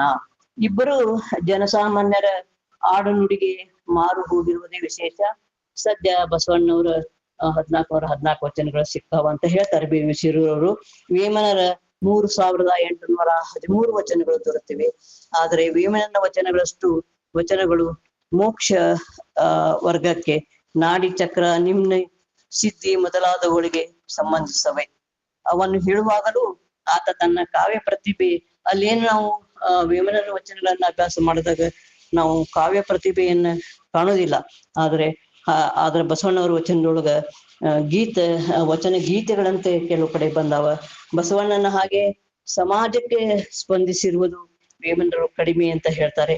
ಬಸವಣ್ಣನ ಬಹುಮುಖ ವ್ಯಕ್ತಿತ್ವದ ಮುಂದೆ ವೇಮನ ಏನಾಗ್ತಾರೆ ಅಂದ್ರೆ ಕೇವಲ ಒಬ್ಬ ಕ್ರಾಂತಿಕಾರಿ ಉಪದೇಶಕನಾಗಿ ಮಾತ್ರ ವೇಮನರು ಕಾಣಿಸ್ತಾರೆ ಅನ್ನುವಂತಹ ಅಭಿಪ್ರಾಯವನ್ನ ಪ್ರೊಫೆಸರ್ ಬಿ ವಿ ಶಿರೂರವರು ಕೊಡ್ತಾರೆ. ಅಲ್ಲದೆ ನಾನು ಈಗ ದೇವರು ಆತ್ಮ ಪರಮಾತ್ಮವನ್ನ ಒಪ್ಪಿದ್ದಾರೆ ವೇಮನರು. ಈತನ ದರ್ಶನಗಳಲ್ಲಿ ಅವರು ವೇದ ಶಾಸ್ತ್ರಗಳನ್ನ ಒಪ್ತಾರ. ಆದ್ರೆ ವೇದಗಳಲ್ಲಿ ಶಾಸ್ತ್ರಗಳಲ್ಲಿ ಇರುವ ಆಚರಣೆಗಳನ್ನ ಒಪ್ಪುದಿಲ್ಲ. ಅಂದ್ರ ಯಜ್ಞ ಯಾಗಾದಿಗಳನ್ನ ಒಪ್ಪುದಿಲ್ಲ. ಆಮೇಲೆ ಸ್ವರ್ಗ ನರಕಗಳ ಕಲ್ಪನೆಯನ್ನು ಒಪ್ಪುದಿಲ್ಲ. ಮೂರ್ತಿ ಪೂಜೆಯನ್ನು ಕೂಡ ಒಪ್ಪುವುದಿಲ್ಲ. ಮೂಢನಂಬಿಕೆ ಕಂದಾಚಾರಗಳಿಗೆ ಅನ್ನು ಕೂಡ ಅವರು ಕಟುವಾಗಿ ಟೀಕೆ ಮಾಡ್ತಾರ. ಹಾಗೆ ಈಗ ಒಂದು ಪಕ್ಷಿ ನೋಟವನ್ನ ವೇಮನನ ಮೇಲೆ ಲಿಂಗಾಯತ ಧರ್ಮದ ಪ್ರಭಾವ ಏನಾದ್ರೂ ಆಗೈತೇನೋ ಅಂತ ನೋಡಿದ್ರೆ, ಲಿಂಗಾಯತ ಧರ್ಮದಲ್ಲಿ ಪ್ರಮುಖವಾದ ಅದೇ ಹೇಳಿನಲ್ಲ ಅಷ್ಟಾವ ಗುರುಲಿಂಗ ಜಂಗಮವನ್ನ ಕುರಿತು ವೇಮನರ ಹಲವಾರು ವಚನಗಳು ನಿಮ್ಗೆ ಸಾಕಷ್ಟು ವಚನಗಳು ಸಿಗ್ತಾವ ನಾವು ಅಭ್ಯಾಸ ಮಾಡ್ತಾ ಹೋದ್ರ. ಇದರಿಂದ ಅವನಿಗೆ ಲಿಂಗಾಯತ ಧರ್ಮದ ನೇರ ಪರಿಚಯ ಬಿದ್ದಿತ್ತೆಂದು ಹೇಳಬಹುದಾಗಿದೆ ಅಂತ ಹೇಳ್ತಾರೆ. ಆದ್ರೆ ಆತ ಎಲ್ಲಿಯೂ ಬಸವಣ್ಣ ಮೊದಲಾದ ಯಾವ ಶರಣರ ಪ್ರಸ್ತಾಪವನ್ನ ಮಾಡಿಲ್ಲ ಅಂತ. ಹೀಗೆ ಹಲವು ವೈಶಿಷ್ಟ್ಯಗಳಿಂದ ವೇಮನನ ಉಪದೇಶಾಮೃತ ಹೀಗೆ ಶೋಭಿಸಿದೆ ಅಂತ. ಕೆಲವು ವಚನಗಳನ್ನ ಗುರುಲಿಂಗ ಜಂಗಮದ ಬಗ್ಗೆ ಹೇಳಿರುವಂತಹ ವಚನಗಳನ್ನ ನಾನು ತಗೊಳ್ತೇನೆ. ನಾಯಿಗೇನು ಗೊತ್ತು ಗುರುಲಿಂಗ ಜಂಗಮ, ಕಾಲು ಖಂಡ ಕಚ್ಚಿ ಎಳೆಯುವುದೊಂದೇ, ಸಂತೆ ತಿನಿಸಿನಾಕೆ ಸಂತನೆಂದು ಬಲ್ಲಳು ಅಂತ. ಅಂದ್ರೆ ನಾಯಿಗೆ ಏನ್ ಗೊತ್ತು ಗುರುಲಿಂಗ ಜಂಗಮ, ಕಾಲು ಖಂಡ ಕಚ್ಚಿ ಎಳೆಯುವುದೊಂದೇ, ಅದಕ್ಕೆ ಮಾಂಸ ಎಲುಬು ಕಡಿಯುವುದೊಂದೇ ಗೊತ್ತು. ಸಂತೆ ತಿನಿಸಿನಾಕೆ, ಸಂತೆ ತಿನಿಸಿನ ಮೆಚ್ಚುವಳು ಅಂತವಳು, ಸಂತನನ್ನೆಂತು ಬಲ್ಲಳು ಅಂತ. ಸಂತನನ್ನ ಹೆಂಗ ಆಕೆಗೆ ಅರಿಲಿಕ್ಕೆ ಸಾಧ್ಯ ಐತಿ ಅಂತದ್ದು 2269 ವಚನದೊಳಗೆ ಇದು ಬರ್ತದೆ. ಆಮೇಲೆ ಹಾಗೇನೆ ಈ ಮುಂದಿನ ಒಂದು ವೀರಶೈವ ಧರ್ಮ ವಿಧವನರಿತ ಜನರು ಅಂದ್ರೆ ಅವಾಗೆಲ್ಲ ಪ್ರಚಲಿತವಾಗಿ ವೀರಶೈವ ಧರ್ಮನೇ ಇತ್ತೇನು, ಲಿಂಗಾಯತದ ಕಲ್ಪನೆ ಸ್ಪಷ್ಟ ಕಲ್ಪನೆ ಇರಲಿಲ್ಲ. ಅದಕ್ಕೆ ಈ ವಚನದೊಳಗ ಅವರು ವೀರಶೈವ ಅನ್ನುವಂಥದ್ದು 2 ವಚನಗಳು ಬರ್ತಾವ ಇಲ್ಲಿ. ವೀರಶೈವ ಧರ್ಮ ವಿಧವನರಿತ ಜನರು ಮತ್ತೆ ಬ್ರಹ್ಮವಿದ್ಯೆ ಮನದೊಳಿಡಲು ಗುಡುಗುವ ಹುಲಿಗೆ ಬರಿಸಿಂಹ ರಕ್ಷಣೆ ಅಂತ. ನೋಡ್ರಿ ಲಿಂಗಾಯತ ಧರ್ಮವನ್ನ ಹೇಗೆ ಅವರು ಎತ್ತಿ ಹಿಡಿತಾರ ಅಂತ. ಈಗ ಅದನ್ನ ಅದರದ ವಿಧವನರಿತ ಜನರು ಆ ಧರ್ಮದ ವಿಧವನ್ನ ಅರಿತಂತ ಜನರು ಬ್ರಹ್ಮವಿದ್ಯೆ ಮತ್ತೆ ಹೆಂಗ ಆಸೆ ಪಡ್ತಾರ ಅಂದ್ರೆ ಗುಡುಗುವ ಹುಲಿ ಯಾವ್ದಿಲ್ಲ ಅಂತಂದ್ರ ಲಿಂಗಾಯತ ಧರ್ಮ ವೀರಶೈವ ಧರ್ಮ. ಗುಡುಗುವ ಹುಲಿಗೆ ಮರಿ ಸಿಂಹ ರಕ್ಷಣೆ ಐತಿ. ಗುಡುಗುವ ಹುಲಿಗೆ ಮರಿ ಸಿಂಹ ಹೇಗೆ ರಕ್ಷಣೆ ಕೊಡ್ಲಿಕ್ಕೆ ಸಾಧ್ಯ ಐತಿ ಅನ್ನುವಂಥದ್ದು. ಲಿಂಗಾಯತ ಧರ್ಮ ಇಲ್ಲಿ ಗುಡುಗುವ ಹುಲಿಗೆ ನಾವು ಹೋಲಿಸಿದ್ದಾರೆ. ಅದಕ್ಕೆ ಬ್ರಹ್ಮವಿದ್ಯೆ ಅನ್ನುವಂಥದ್ದು ಏನದ ಇದು ಮರಿ ಸಿಂಹ ಅಂತ. ಇದು ಈ ಮರಿ ಸಿಂಹ ಹೇಗೆ ಅದಕ್ಕೆ ರಕ್ಷಣೆ ನೀಡ್ತದ ಅನ್ನುವಂಥದ್ದು. ಇನ್ನೊಂದು ವಚನ, ವೀರಶೈವವೆಂಬ ವಿಭವವನ್ನು ಕೈ ಹಿಡಿದು ಬ್ರಹ್ಮವಿದ್ಯೆ ಮೀರಿ ಬೆಳಗುತ್ತಿರಲು ಊರಿಗೆ ಮೃಗರಾಜ ಹೋದ ಚಂದವಾಯ್ತು ಅಂತ. ಈ ಲಿಂಗಾಯತ ಧರ್ಮ ಊರಿಗೆ ಮೃಗರಾಜ ಇದ್ದಂಗ ಅಂತ, ಬ್ರಹ್ಮವಿದ್ಯೆ ಮೀರಿ ಬೆಳಗ್ತದ ಅನ್ನುವಂಥದ್ದು. ಆಮೇಲೆ ಇನ್ನೊಂದು ಈ ಪ್ರಣವ ಮಂತ್ರ ಮಹಿಮೆ ಭಾವಿಸಲು ಲಿಂಗವು 3 ಮೂರ್ತಿಗಳಲ್ಲಿ ಮನಸ್ಸು ಇರಿಸಿ ಅವನ ನರಿತು ಕೊಳಲು ಅನ್ಯರಿಗೆ ಶಕ್ಯವೇ ಅಂತ. ಅಂದ್ರ ಪ್ರಣವ ಮಂತ್ರ ಮಹಿಮೆ ಭಾವಿಸಲು ಲಿಂಗವು 3 ಮೂರ್ತಿಗಳಲ್ಲಿ, ಲಿಂಗವು 3 ಮೂರ್ತಿಯಾಗಿ ಬರ್ತದೆ. ಇಷ್ಟಲಿಂಗ, ಪ್ರಾಣಲಿಂಗ, ಭಾವಲಿಂಗ ಅಂತ ಬರ್ತದೆ. ಈ 3 ಲಿಂಗದಲ್ಲಿ ಮನಸ್ಸನ್ನ ಇರಿಸಿ ಅವನ ನರಿತುಕೊಳ್ಳಲು ಅದು ಇವನ್ನ ಅರಿತುಕೊಳ್ಳಲಿಕ್ಕೆ ಬೇರೆಯವರಿಗೆ ಸಾಧ್ಯ ಆಗುದಿಲ್ಲ. ಯಾವ ಲಿಂಗಾನುಭವಿ ಇರ್ತಾನ ಅವನಿಗೆ ಸಾಧ್ಯ ಆಗ್ತೈತಿ ಅನ್ನುವಂಥದ್ದನ್ನ. ಹಾಗೆ ಪಂಚಾಕ್ಷರಿ ಮಂತ್ರ ಕೂಡ ಅಂಥವ್ರಿಗೆ ಆತ್ಮಶುದ್ಧಿ ಇದ್ದವ್ರಿಗೆ ಅದನ್ನ ಅರಿತುಕೊಳ್ಳಿಕ್ಕೆ ಸಾಧ್ಯ ಐತಿ ಅನ್ನುವಂಥ ವಿಷಯನ್ನ ಸ್ಪಷ್ಟಪಡಿಸ್ತಾರ. ಅಂಗದಲ್ಲಿ ಲಿಂಗ ಅತಿಶಯವಾಗಿ ಕಟ್ಟಿ ತೀರ್ಥಗಳಿಗೆ ಹೋಗಿ ತಿರುಗುವವರು ಬೆಣ್ಣೆ ಕೈಯೊಳಿದ್ದು ತುಪ್ಪ ಕಳುವ ರೀತಿ. ಅಂದ್ರ ಅಂಗದೊಳಗ ಲಿಂಗ ಕಟ್ಕೊಂಡು ಅದ ನಂತರ ತೀರ್ಥ ಕ್ಷೇತ್ರಗಳಿಗೆ ಹೋಗಿ ಅಡ್ಡಾಡವ್ರನ್ನ ಬೆಣ್ಣೆ ಕೈಯಾಗಿ ಇಟ್ಕೊಂಡು ತುಪ್ಪ ಕಳ್ತನ ಮಾಡ್ಲಿಕ್ಕೆ ಹೋದವ್ರ ರೀತಿ ಅನ್ನುವಂಥದ್ದನ್ನ ವಿಡಂಬನಾತ್ಮಕವಾಗಿ ಹೇಳ್ತಾರ ಅವರು. ಇಷ್ಟಲಿಂಗ ಧರಿಸಿ ಸ್ಥಾವರ ಲಿಂಗದ ಕಡೆಗೆ ಹೋಗುವವರನ್ನ ಬೆಣ್ಣೆ ಕೈಯೊಳಗಿದ್ದು ತುಪ್ಪಕ್ಕೆ ಅಳುವ ರೀತಿ ಅನ್ನುವಂಥ. ತುಪ್ಪ ಕಳುವ ರೀತಿ, ಅಳುವ ರೀತಿ. ತುಪ್ಪಕ್ಕಾಗಿ ತುಪ್ಪ ಬೇಕು ಅಂತ ಅಳ್ತಿರ್ತದೆ. ಆದ್ರೆ ಅಂಗದಲ್ಲಿ ಲಿಂಗ ಕಟ್ಕೊಂಡು ಮತ್ತೆ ತೀರ್ಥಕ್ಷೇತ್ರಗಳೊಳಗ ತುಪ್ಪವನ್ನ ಹುಡುಕ್ತಾರೆ ಅಂತ. ಅಂದ್ರ ಸ್ಥಾವರ ಲಿಂಗ ಪರಾಧೀನ, ಇಷ್ಟಲಿಂಗ ನಮ್ಮ ಸ್ವಾಧೀನವಾಗಿರ್ತದೆ.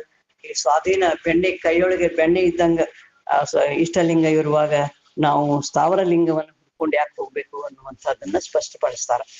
ಇನ್ನೊಂದು ಬಂಡೆಗಲ್ಲು ತಂದು ಬಂಧಿಸುತ್ತ ಕಟ್ಟಲು ಲಿಂಗವೇನು ಕಳವು ಲಂಪಟಾಯ್ತೆ, ಆತ್ಮಲಿಂಗವನ್ನು ಅರ್ಚಿಸದಿಹರೇಕು.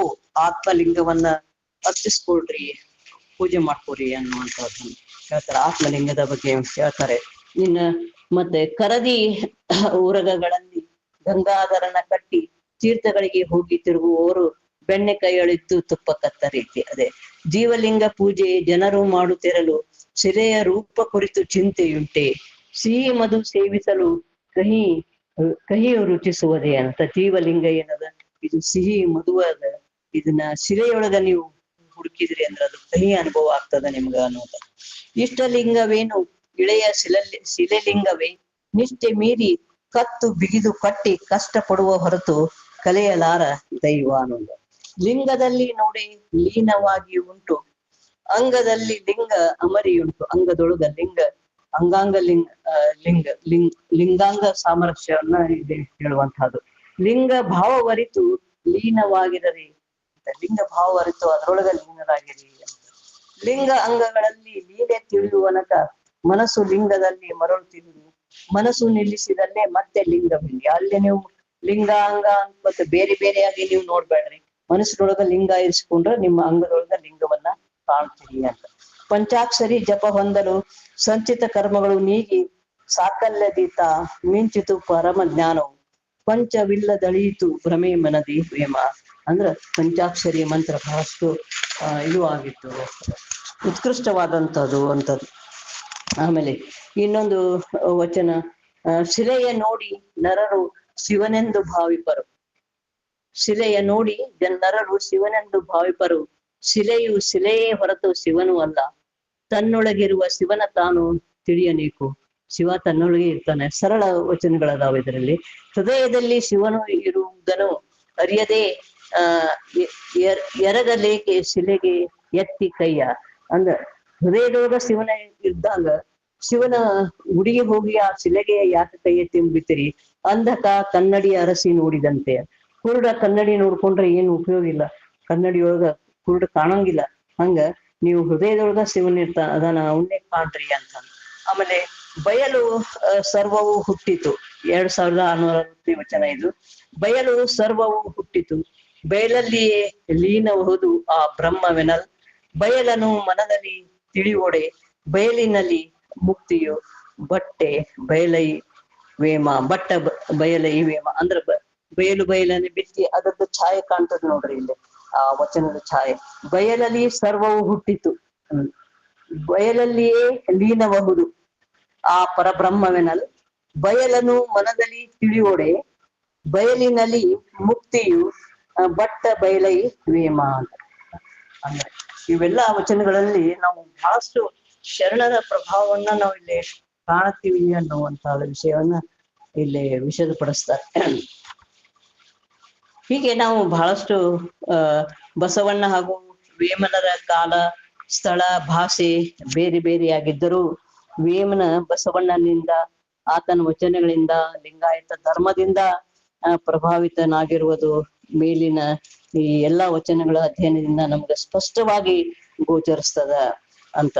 100 ವರ್ಷಗಳಿಂದಲೂ, ಸುಮಾರು 5 ಶತಮಾನದಿಂದಲೂ ವೇಮನರ ವಚನಗಳು ಹೀಗೆ ಮೌಖಿಕ ನೆಲೆಯಲ್ಲಿ ಅವು ಬಂದಿವೆ. ಮೌಖಿಕ ನೆಲೆ ಒಬ್ಬರಿಂದ ಯಾರು ಕುಳಿತು 3000 ಎಷ್ಟು ಇನ್ನೂ ಹೆಚ್ಚು 5000 ಮೇಲೆ ಅವರ ವಚನಗಳು ಇದ್ದಾವೆ ಅಂತ ಹೇಳ್ತಾರೆ. ಆದ್ರೆ ಇಲ್ಲಿ ಸಿಕ್ಕಿದ್ದು ಒಂದು ಅತಿ ದೊಡ್ಡ ಸಂಖ್ಯೆ ಅಂದ್ರ 3800. ಸಾಕಷ್ಟು SR ಪಾಟೀಲ್ರು ಮತ್ತೆ ಸಿದ್ದಣ್ಣ ಲಂಗೋಟಿಯವರು ಬಹಳಷ್ಟು ಜನ ಈ ವೇಮನರ ವಚನಗಳನ್ನ ಅಭ್ಯಾಸ ಮಾಡಿ ಪೂರ್ಣ ಒಂದು ಅಂಕಿ ಸಂಖ್ಯೆಗಳನ್ನ ನಮಗೆಲ್ಲ ಕೊಟ್ಟಾರ.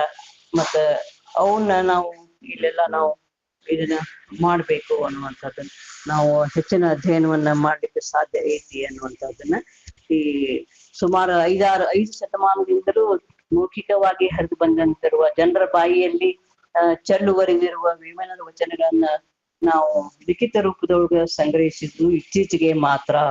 ಶ್ರದ್ಧಾಳು ಜನರ ನಾಲಿಗೆ ಮೇಲೆ ಹರಿದಾಡುತ್ತಾ 100 ವರ್ಷ ಜೀವಂತವಾಗಿದ್ದದ್ದೇ ಒಂದು ಪವಾಡ ಅಂತ ಹೇಳ್ಬೇಕು.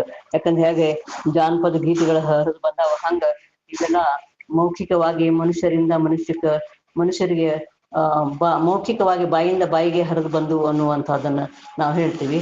ಹಾಗೆ ಬಹಳಷ್ಟು ಇಲ್ಲಿ ನಾವು ಅವರ ವಚನಗಳನ್ನ ಕಾಲ ಕಾಲಕ್ಕೆ ಮತ್ತೆ ಇಷ್ಟು ಮೌಖಿಕವಾಗಿ ಹರಿದು ಬಂದಿರುವಾಗ ಈ ವಚನಗಳು ಕಾಲ ಕಾಲಕ್ಕೆ ರೂಪಾಂತರ ಅರ್ಥಾಂತರಗಳನ್ನ ಹೊಂದಿರುವುದು ನಿರ್ವಿವಾದ. ಯಾಕಂದ್ರೆ ಯಾರ್ ಬೇಕಾದ್ರು ತೆಲುಗಿನಿಂದ ಕನ್ನಡಕ್ಕೆ ಟ್ರಾನ್ಸ್ಲೇಟ್ ಮಾಡಿದ್ದಂತೂ ತಮ್ಗೆ ಹೆಂಗ್ ಬೇಕ್ ಹಂಗ ಒಂದು ತಮ್ಮ ಮನಸ್ಥಿತಿಯ ಪ್ರಕಾರ ಅವರು ಅನುವಾದ ಮಾಡಿರ್ತಾರ.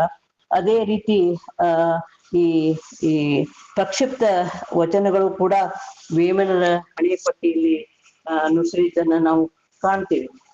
ಬೇರೆ ಬೇರೆ ಒಂದು ವಿಚಾರಗಳನ್ನ ನಾವು ಕಾಣ್ತೀವಿ. ಬೇರೆ ಬೇರೆ ಅಂದ್ರೆ ಅವರ ವಚನಗಳ ಅಲ್ಲವೇ ಅಲ್ಲ, ಹೆಂಗ ನಾವು ಕೆಲವು ಶರಣರ ವಚನಗಳಲ್ಲಿ ಇವು ಅಲ್ಲೇ ಅಲ್ಲ ಅನ್ನುವಂಥದ್ದನ್ನ ಕಾಣ್ತೀವಲ್ಲ ಹಾಗೆ ವೇಮನರು ಸುಮಾರು ಯಾವ ಒಂದು 1480ರಲ್ಲಿ ಅವರು ಒಂದು ಕಟಾರಪಲ್ಲಿ, ಆಂಧ್ರ ಪ್ರದೇಶದ ಕಟಾರಪಲ್ಲಿಯಲ್ಲಿ ಅನ್ನುವಂತ ಒಂದು ಪ್ರದೇಶದೊಳಗ ಒಂದು ಸಣ್ಣ ಊರು ಬರ್ತದಲ್ಲೇ ಅವ್ರಲ್ಲಿ ಜೀವಂತ ಸಮಾಧಿಯನ್ನ ಹೊಂದಿದ್ರು ಅನ್ನುವಂಥದ್ದನ್ನ ನಾವು ಈಗ ಜೀವಂತ ಸಮಾಧಿಯ ಒಂದು ಚಿತ್ರದ ವೀಕ್ಷಣೆ ನೋಡ್ತೀವಿ. ಅದರ ಈ ಚಿತ್ರದ ಒಂದು ಬಲಗಡೆ ನಾವು ವಿಭೂತಿ ಇದನ್ನ ನೋಡ್ತೀವಿ. ಅಂದ್ರ ಇವರು ವೈದಿಕರಾಗಿದ್ರು ಅಂದ್ರೆ ಅದು ಅವರ ಒಂದು ಮೃತ ಶರೀರವನ್ನ ಅಗ್ನಿ ಸಂಸ್ಕಾರ ಮಾಡ್ತಾರೆ. ಆದ್ರೆ ಇಲ್ಲಿ ಅವ್ರ ಸಮಾಧಿ ಮಾಡ್ಯಾರ ಅಂತಂದ್ರೆ ಅವರು ನೀವೇ ಊಹಿಸಬಹುದು ಅವರ ಜೀವಂತ ಸಮಾಧಿ ಐತಿ ಅಂತಂದ್ರೆ ಸಾಕಷ್ಟು ವಿಷಯಗಳನ್ನ ಇನ್ನೂ ವೇಮನರು ನಿಜವಾಗಿಯೂ ಒಂದು ಲಿಂಗಾಯತರೇ ಅಥವಾ ಲಿಂಗಾಯತ ಏತರೇ ಅಂತ ಅನ್ನುವಂತಹದನ್ನ ನಾವ್ ಇನ್ನೂ ಸಾಕಷ್ಟು ನಾವು ಇದನ್ನ ಮಾಡ್ಬೇಕಾಗೈತಿ. ಅದರ ಬಗ್ಗೆ ಸಂಶೋಧನೆ ಆಗ್ಬೇಕು ಅನ್ನುವಂಥದ್ದು. ಹೀಗೆ ಒಬ್ಬ ಯೋಗಿ ವೈಮನರಂಥ ಒಬ್ಬ ಮಹಾ ಯೋಗಿ ಕೆಲವರು ಹೇಳೋ ಪ್ರಕಾರ ವಿಲಾಸಿಯಾಗಿದ್ದ ಅಂತ. ಒಟ್ಟಿನ ಮೇಲೆ ಹೇಳ್ಬೇಕು ಅಂದ್ರ ಲೌಕಿಕ ತುತ್ತ ತುದಿಯಲ್ಲಿದ್ದಾಗ್ಲೇ ಅವರು ಅಲೌಕಿಕದ ಕಡೆಗೆ ಸಾಧನೆ ಮಾಡಿ ಕೊನೆಗೆ ಆತ್ಮ ಸಾಕ್ಷಾತ್ಕಾರ ಮಾಡಿಕೊಂಡ ಒಬ್ಬ ಭವ್ಯ ಕಥೆ ಅಂತ ಹೇಳ್ತಾರೆ ಕೆಲವರು. ಪ್ರಾರಂಭ ಮಾಡೋ ಮುಂದೆ ಹೇಳ್ತಾರೆ ಹಿಂಗ ಭವಿ ಕಥೆ ಇದು ಎಂತ ಭವಿ ಅಂದ್ರೆ ಲೌಕಿಕದ ತುತ್ತ ತುದಿಯಲ್ಲಿದ್ದಾಗಲೇ ಅಲೌಕಿಕದ ಕಡೆಗೆ ಸಾಧನೆ ಮಾಡಿ ಕೊನೆಗೆ ಆತ್ಮ ಸಾಕ್ಷಾತ್ಕಾರ ಮಾಡಿಕೊಂಡ ಒಬ್ಬ ಭವ್ಯ ಕಥೆ ಅನ್ನುವಂಥದ್ದನ್ನ ಹೇಳ್ತಾರೆ. ಈಗ ಅಂತಿಮ ಸಂಸ್ಕಾರದೊಳಗ ದಹನ ಕ್ರಿಯೆ ನಡೆದಿಲ್ಲ, ಸುಜ್ಞಾನಿ ವೇಮನರದು ಸಮಾಧಿ ಕ್ರಿಯೆ ಆಗಿದೆ ಅಂತ ಶಿವಯೋಗಿ ವೇಮನರು ವಿಭೂತಿ ಭೂಷಿತರೆಂಬುದು ಅವರ ಸಮಾಧಿಯ ಕಂಡು ಬಂದವರಿಗೆ ತಿಳಿಯುವುದು. ಹೀಗೆ ಲೌಕಿಕದ ಪರಿಧಿಯನ್ನು ದಾಟಿ ಹೋದವಗೆ ಇದೇ ಮತದವನೆಂದು ಹೇಗೆ ಕರೆಯುವುದು? ಸಕಲರ ಲೇಸ ಬಯಸುವ ಈತ ಸ್ಥಿತಪ್ರಜ್ಞ ಸುಜ್ಞಾನಿ ಮಹಾನ್ ಶಿವಯೋಗಿ ಅಂದ್ರೆ ಸಾಲದೆ ಅನ್ನುವಂಥದ್ದನ್ನ ನಿರುಪಾದೇಶ್ವರ ಸ್ವಾಮಿಗಳು ಹೇಳ್ತಾರೆ. ಹೀಗೆ ಈ ಒಂದು ಉಪನ್ಯಾಸ ತಯಾರು ಮಾಡ್ಲಿಕ್ಕೆ ನಾನು ವೇಮನರ ಸಾಮಾಜಿಕ ಚಿಂತನೆ ಅನ್ನುವಂಥ ಒಂದು ಪುಸ್ತಕ ಶ್ರೀ ಎಂ ದೇವರಕೊಂಡಪ್ಪ ಅನ್ನೋರು ಬರ್ದಾರ. ಅದು ಅಲ್ಲದೆ ಶಿವಯೋಗಿ ವೇಮನರ ವಚನಗಳು ಸಂಪಾದನೆ ಪ್ರೊಫೆಸರ್ ಸಿದ್ದಣ್ಣ ಲಂಗೋಟಿಯವರು 2003ರಲ್ಲಿ ಮಾಡ್ಯಾರ. ಆಮೇಲೆ ವೇಮನ ವಿಶ್ವಗೀತೆ ಅನ್ನುವಂಥದ್ದನ್ನ ಸಂಪಾದನೆ ಮಾಡಿದರು ಶ್ರೀ SR ಪಾಟೀಲ್ರು. ಆಮೇಲೆ ವೇಮನ ಪದ್ಯಗಳು ಕನ್ನಡ ಅನುವಾದ ಮತ್ತು ತಾತ್ಪರ್ಯ ಅನ್ನುವಂಥದ್ದು ದೇವರಕೊಂಡಪ್ಪ ಅನ್ನುವಂಥವ್ರು. ಆಮೇಲೆ ಈ ಲೇಖನ ತಯಾರು ಮಾಡ್ಬೇಕಾದ್ರೆ ನಾನು ಸ್ವಲ್ಪ ಸಿದ್ದಯ್ಯ ಪುರಾಣಿಕರದ ಶರಣ ಚರಿತಾಮೃತದ ಒಂದು ಸಹಾಯವನ್ನು ತಗೊಂಡೇನಿ. ಈ ಎಲ್ಲಾ ಗ್ರಂಥ ಇವರಿಗೆ ನಾನು ಋಣಿಯಾಗಿದ್ದೀನಿ ಅಂತ ಹೇಳ್ತಾ ಇನ್ನೂ ಸಾಕಷ್ಟು ಅಧ್ಯಯನ ಮಾಡ್ಬೇಕು. ಇದು ವೇಮನರ ವಚನಗಳನ್ನ ನಾವು ಕುಲಂಕುಷವಾಗಿ ಅಧ್ಯಯನ ಮಾಡಿದಾಗ ನಾವು ಒಂದು ನಿರ್ಧಾರಕ್ಕೆ ಬರ್ಬೇಕಾಗ್ತತಿ. ಅವರು ಮಂತ್ರಯೋಗ, ಲಯಯೋಗ, ಹಠಯೋಗ, ರಾಜಯೋಗ, ಶಿವಯೋಗಕ್ಕೆ ಸಂಬಂಧಿಸಿದ ಸಾಕಷ್ಟು ಪದ್ಯಗಳನ್ನ ನಮ್ಗೆ ಸಿಗ್ತಾವ. ಅವ್ರ ಅಲ್ಲದೆ ಅವರು ದಾನದ ಬಗ್ಗೆ, ಆಮೇಲೆ ದೇವರ ಇರುವಿಕೆಯ ಬಗ್ಗೆ, ಸ್ಪಷ್ಟ ಧಾಂಬಿಕತನ ಸಲ್ಲದು, ಸಜ್ಜನರ ಸಂಘ ಒಳ್ಳೆಯದು, ಕಾಯಕ ಪ್ರಜ್ಞೆ ಅಂದ್ರೆ 3800 ವಚನಗಳೊಳಗ ಬೇರೆ ಬೇರೆ ವೈವಿಧ್ಯಮಯ ವಿಷಯಗಳನ್ನ ಆರಿಸಿಕೊಂಡವರು ಬರ್ದಾರ. ಅವನ ದೇವರು ಅಗಮ್ಯ ಅನ್ನುವಂಥದ್ದನ್ನ ಕೂಡ ಹೇಳ್ಯಾರ ಅವರು.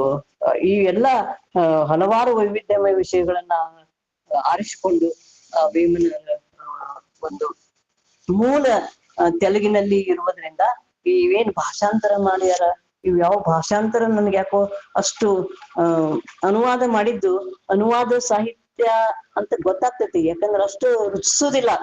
ಹೆಂಗ ಶರಣರ ವಚನಗಳು ನಮ್ಗೆ ನೇರವಾಗಿ ಹೃದಯವನ್ನ ತರ್ತಾವ, ನಮ್ಮ ಮನಸ್ಸನ್ನ ಮುಟ್ಟತಾವ, ನಮ್ಗ ಒಂದು ಭಕ್ತಿ ಭಾವ ಬರ್ತದ.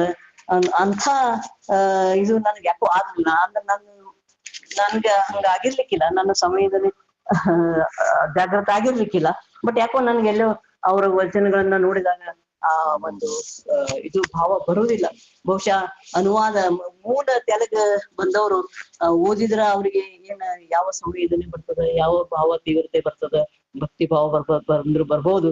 ಅದನ್ನ ನಾವು ಏನ್ ನೋಡಿದ್ವು ಎಲ್ಲ ಅನುವಾದ ಸಾಹಿತ್ಯ ಇರುವುದರಿಂದ ಯಾಕೋ ಎಲ್ಲೂ ಅನುವಾದ ಸಾಹಿತ್ಯ ಅಷ್ಟು ಹೆಚ್ಚಿಸ್ಲಿಲ್ಲ ನನಗ ಅಂತ ಹೇಳ್ತಾ, ಈ ಒಂದು ವಿಷಯವನ್ನ ಕೂಲಂಕಷವಾಗಿ ಅಭ್ಯಾಸ ಮಾಡ್ಲಿಕ್ಕೆ ಸಾಕಷ್ಟು ಅಭ್ಯಾಸ ಮಾಡಿದೆ. ಆದ್ರೆ ಎಲ್ಲಾ ಕಡೆ ದ್ವಂದ್ವವನ್ನ ವ್ಯಕ್ತಪಡಿಸಿದಂತಹ ನಿಲುವುಗಳನ್ನ ಏಕಕರ್ತ ಅಂತಾರ.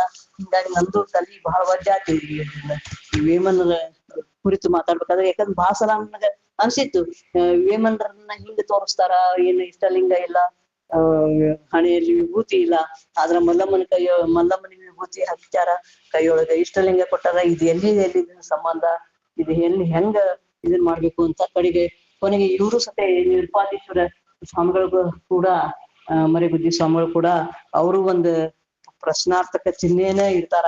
ಆ ಮಲ್ಲಮ್ಮನ ನತ್ಯನ ಪ್ರಸಂಗವಂತೂ ತಗೊಳ್ಳದೇ ಇಲ್ಲ ಅವರು. ಹೇಮರಡ್ಡಿ ಮಲ್ಲಮ್ಮನಿಗೆ ಮತ್ತ ಈ ವೇಮನರಿಗೆ ಸಂಬಂಧವನ್ನ ಅವರು ಕಲ್ಪಿಸಿಲ್ಲ ಯಾವುದೇ ರೀತಿ. ಅವ್ರ ಕಾಲಮಾನ ಕೂಡ ಅವಳ ಕಾಲಮಾನನೇ ಬೇರೆ, ಇವ್ರ ಕಾಲಮಾನ ಕೂಡ ವೇಳೆ ಕಾಲಮಾನ ಕೂಡ ಹೊಂದಿಕೆ ಆಗುದಿಲ್ಲ ಅನ್ನುವಂಥ ಅಭಿಪ್ರಾಯವನ್ನು ಅವರು ವ್ಯಕ್ತಪಡಿಸ್ತಾರೆ. ಹೀಗೆ ಒಂದು ವೈಚಾರಿಕ ಚಿಂತನೆಗೆ ಈ ವಿಷಯವನ್ನ ಕೊಟ್ಟು ನನಗೆ ಚಿಂತನೆ ಮಾಡ್ಲಿಕ್ಕೆ ಹಲವಾರು ಪುಸ್ತಕಗಳನ್ನ ನಾನು ತೆಗೆದು ನೋಡ್ಲಿಕ್ಕೆ ಹಚ್ಚಿರುವಂತಹ ಇಲ್ಲಿಯ ಸಂಘಟಕರು ಡಾಕ್ಟರ್ ಶಶಿಕಾಂತ್ ಪಟ್ಟಣ್ ಅವರಿಗೆ ನಾನು ನನ್ನ ಅನಂತ ಧನ್ಯವಾದಗಳನ್ನ ಅರ್ಪಿಸ್ತೇನೆ. ಅಲ್ಲದೆ ತಾವೆಲ್ಲ ಇಷ್ಟೊತ್ತನ ಕುರಿತು ಈ ನನ್ನ ನಾನು ನಿರ್ವಚಿಸಿದ ವಚನಗಳನ್ನ ಹಾಗೂ ವೇಮನರನ್ನ ಕುರಿತಂತಹ ಕೆಲವು ವಿಚಾರಗಳನ್ನ ಹಂಚಿಕೊಂಡಿದ್ದೀನಿ. ತಾವೆಲ್ಲ ತಾಳ್ಮೆಯಿಂದ ಕುರಿತು ಕೇಳಿದಿರಿ. ತಮಗೆಲ್ಲ ಧನ್ಯವಾದಗಳು. ಎಲ್ಲರಿಗೂ ಶರಣಾರ್ಥಿಗಳು.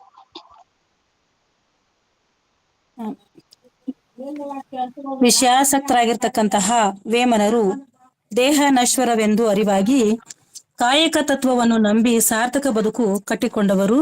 ವೇಮನರ ವಚನಗಳನ್ನು ಫಗು ಹಳಕಟ್ಟಿಯವರು ತಮ್ಮ ಶಿವಾನುಗ್ರಹ ಗ್ರಂಥಮಾಲೆಯಿಂದ 1951 ಪ್ರಕಟಣೆ ಮಾಡ್ಯಾರ. ಇಂತಹ ವೇಮನರ ವಚನಗಳ ವೈಶಿಷ್ಟ್ಯತೆಯನ್ನ ಮತ್ತು ವೇಮನರ ವಚನಗಳಲ್ಲಿ ಕವಿ ಪ್ರತಿಭೆ, ಸಂವೇದನಾಶೀಲತೆ, ಕಾರುಣ್ಯದ ಕಳಕಳಿ, ಚಿತ್ತಶುದ್ಧಿ, ಭಾವಶುದ್ಧಿ ಇವುಗಳ ಅಭಿವ್ಯಕ್ತಿಯನ್ನ ಅತ್ಯಂತ ಮಾರ್ಮಿಕವಾಗಿ, ಹೃದಯ ಸ್ಪರ್ಶಿಯಾಗಿ, ಅತ್ಯಂತ ಮನಮುಟ್ಟುವಂತೆ ಸಾಕಷ್ಟು ವಿಷಯಗಳನ್ನ ನಮಗೆ ತಿಳಿಸಿಕೊಟ್ಟಿದ್ದೀರಿ ಮೇಡಮ್. ನೀವು ತುಂಬಾ ಒಂದು ಹೃದಯ ಸ್ಪರ್ಶಿಯಾಗಿರ್ತಕ್ಕಂತಹ ಒಂದು ಕಾರ್ಯಕ್ರಮ ಇದು ಆಗಿದೆ ಅಂತ ಹೇಳುತ್ತಾ, ಈ ಶ್ರಾವಣ ಮಾಸದ ಒಂದು ವಿಶೇಷ ಉಪನ್ಯಾಸದಲ್ಲಿ ಒಂದು ಅತ್ಯಂತ ಮಹತ್ವಪೂರ್ಣವಾಗಿರ್ತಕ್ಕಂತಹ ವೇಮನರ ತ್ರಿಪದಿಗಳಲ್ಲಿ ಅನುಭವ ಸಾಹಿತ್ಯ, ಅದು ತ್ರಿಪದಿ ಅಲ್ಲ ಷಟ್ಪದಿ ಅಂತ ತಿಳಿಸಿಕೊಟ್ಟಿರ್ತಕ್ಕಂತಹ ಪ್ರೊಫೆಸರ್ ಶಾರದಾ ಪಾಟೀಲ್ ಮೇಡಮ್ ಅವರಿಗೆ ತುಂಬ ಹೃದಯದ ಅನಂತ ಕೃತಜ್ಞತೆಗಳನ್ನ ನಾನಿಲ್ಲಿ ಎಲ್ಲರ ಪರವಾಗಿ ಸಮರ್ಪಿಸುತ್ತಾ, ಇನ್ನು ಮುಂದೆ ಈ ಒಂದು ಕಾರ್ಯಕ್ರಮದಲ್ಲಿ ಮಾರ್ಗದರ್ಶನವನ್ನ ನೀಡಬೇಕು ಅಂತ ಹೇಳಿ ಶರಣ್ ಉಮಾಕಾಂತ್ ಬಿ ಶೆಟ್ಕರ್ ಸರ್ ಅವ್ರನ್ನ ಕೇಳ್ಕೊಳ್ತೀನಿ. ಓಂ ಶ್ರೀ ಗುರು ಬಸವಲಿಂಗಾಯ ನಮಃ. ಅಕ್ಕನ ಅರಿವಿನ ಸಂಘಟನೆಯ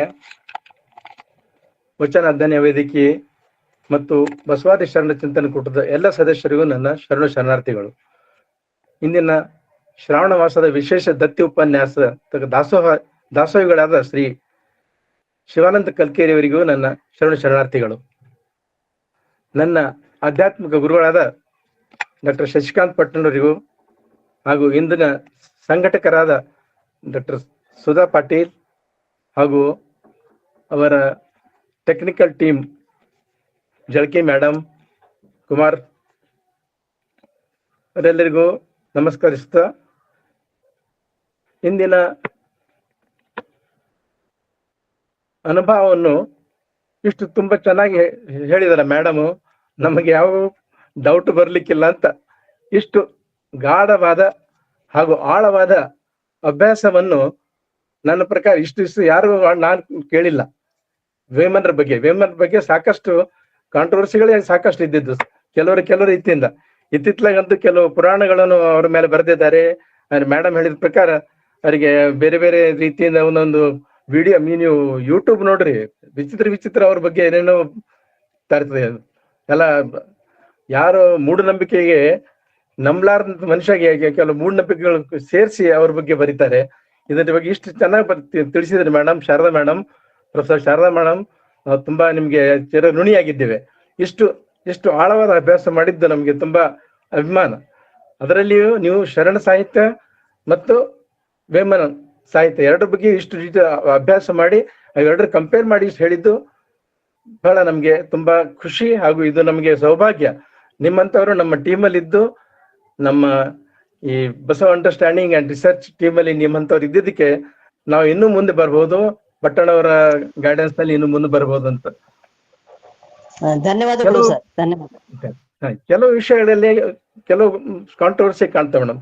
CP ಬ್ರೌನ್ರು ಅವರೊಬ್ರು ICS officer, as usual ICS officers ಅಥವಾ IAS ಆಫೀಸರ್ಸ್ ಯಾವ ಸ್ಟೇಟಿಗೆ ಕಳಿಸ್ತೀರಿ, ಯಾವ ಸ್ಟೇಟ್ ನ ಲ್ಯಾಂಗ್ವೇಜ್ ಕಲಿಬೇಕಂತ ಕಂಪಲ್ಸರಿ ಇರ್ತದೆ. ಆ ಪ್ರಕಾರ ಅವರಿಗೆ ತೆಲುಗು ಇದಕ್ಕೆ ಕಳಿಸ್ತಾರೆ. ಮದ್ರಾಸ್ ಪ್ರಾವಿನ್ಸ್ ಅಲ್ಲಿ ಅವ್ರಿಗೆ ಪೋಸ್ಟ್ ಮಾಡಿದ್ದು ತೆಲುಗು ಏರಿಯಾ, ಎಸ್ಪೆಷಲಿ ತೆಲಂಗಾಣ ಹಾಗೂ ಆಂಧ್ರ. ಅದಕ್ಕೆ ಅವರು ತೆಲಂಗಾಣದವ್ರು ಇದ್ದಿದ್ರು ಸರ್, ಆಂಧ್ರದೊಳಗೆ ಇದ್ದಿದ್ದ. ಅಲ್ಲಿ ಸಾಹಿತ್ಯದ ಬಗ್ಗೆ ಬಹಳಷ್ಟು ಬರ್ದಾರ ಅವರು CP ಬ್ರೌನ್ ಅವರು. ಅದು ಎಲ್ಲ ಬಹಳ ಕೆಲಸ ಮಾಡಿದಾರೆ ಅವರು.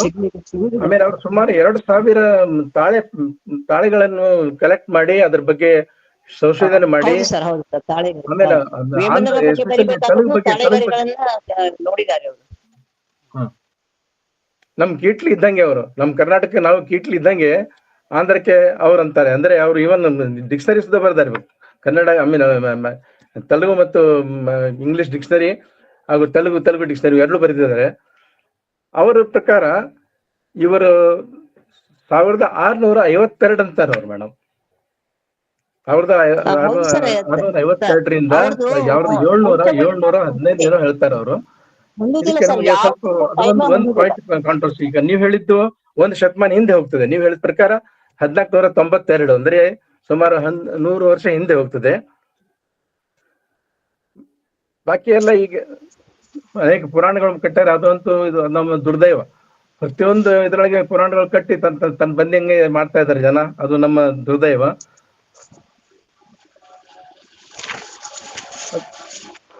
ಆಮೇಲೆ ಶರಣರು ಮತ್ತು ಇವ್ರ ಬಗ್ಗೆ ಕಂಪೇರ್ ಮಾಡಿ ಬರ್ದಿದ್ದು ಬಾಳ್ವಾರ್ ಅಲ್ಲಿ ಯಾವ್ದು ಉಲ್ಲೇಖ ಇಲ್ಲ. ಶರಣರು ಫಾಲೋ ಮಾಡ್ರಿ ಅಂತಿಲ್ಲ, ಬಟ್ ಇವ್ರ ವಿಚಾರಗಳು ಆಲ್ಮೋಸ್ಟ್ ಶರಣರ ವಿಚಾರಗಳು ಇದ್ದಂಗೆ ಇದೆ ಅಂತ ನಮ್ಗೆ ಅನಿಸ್ತದೆ.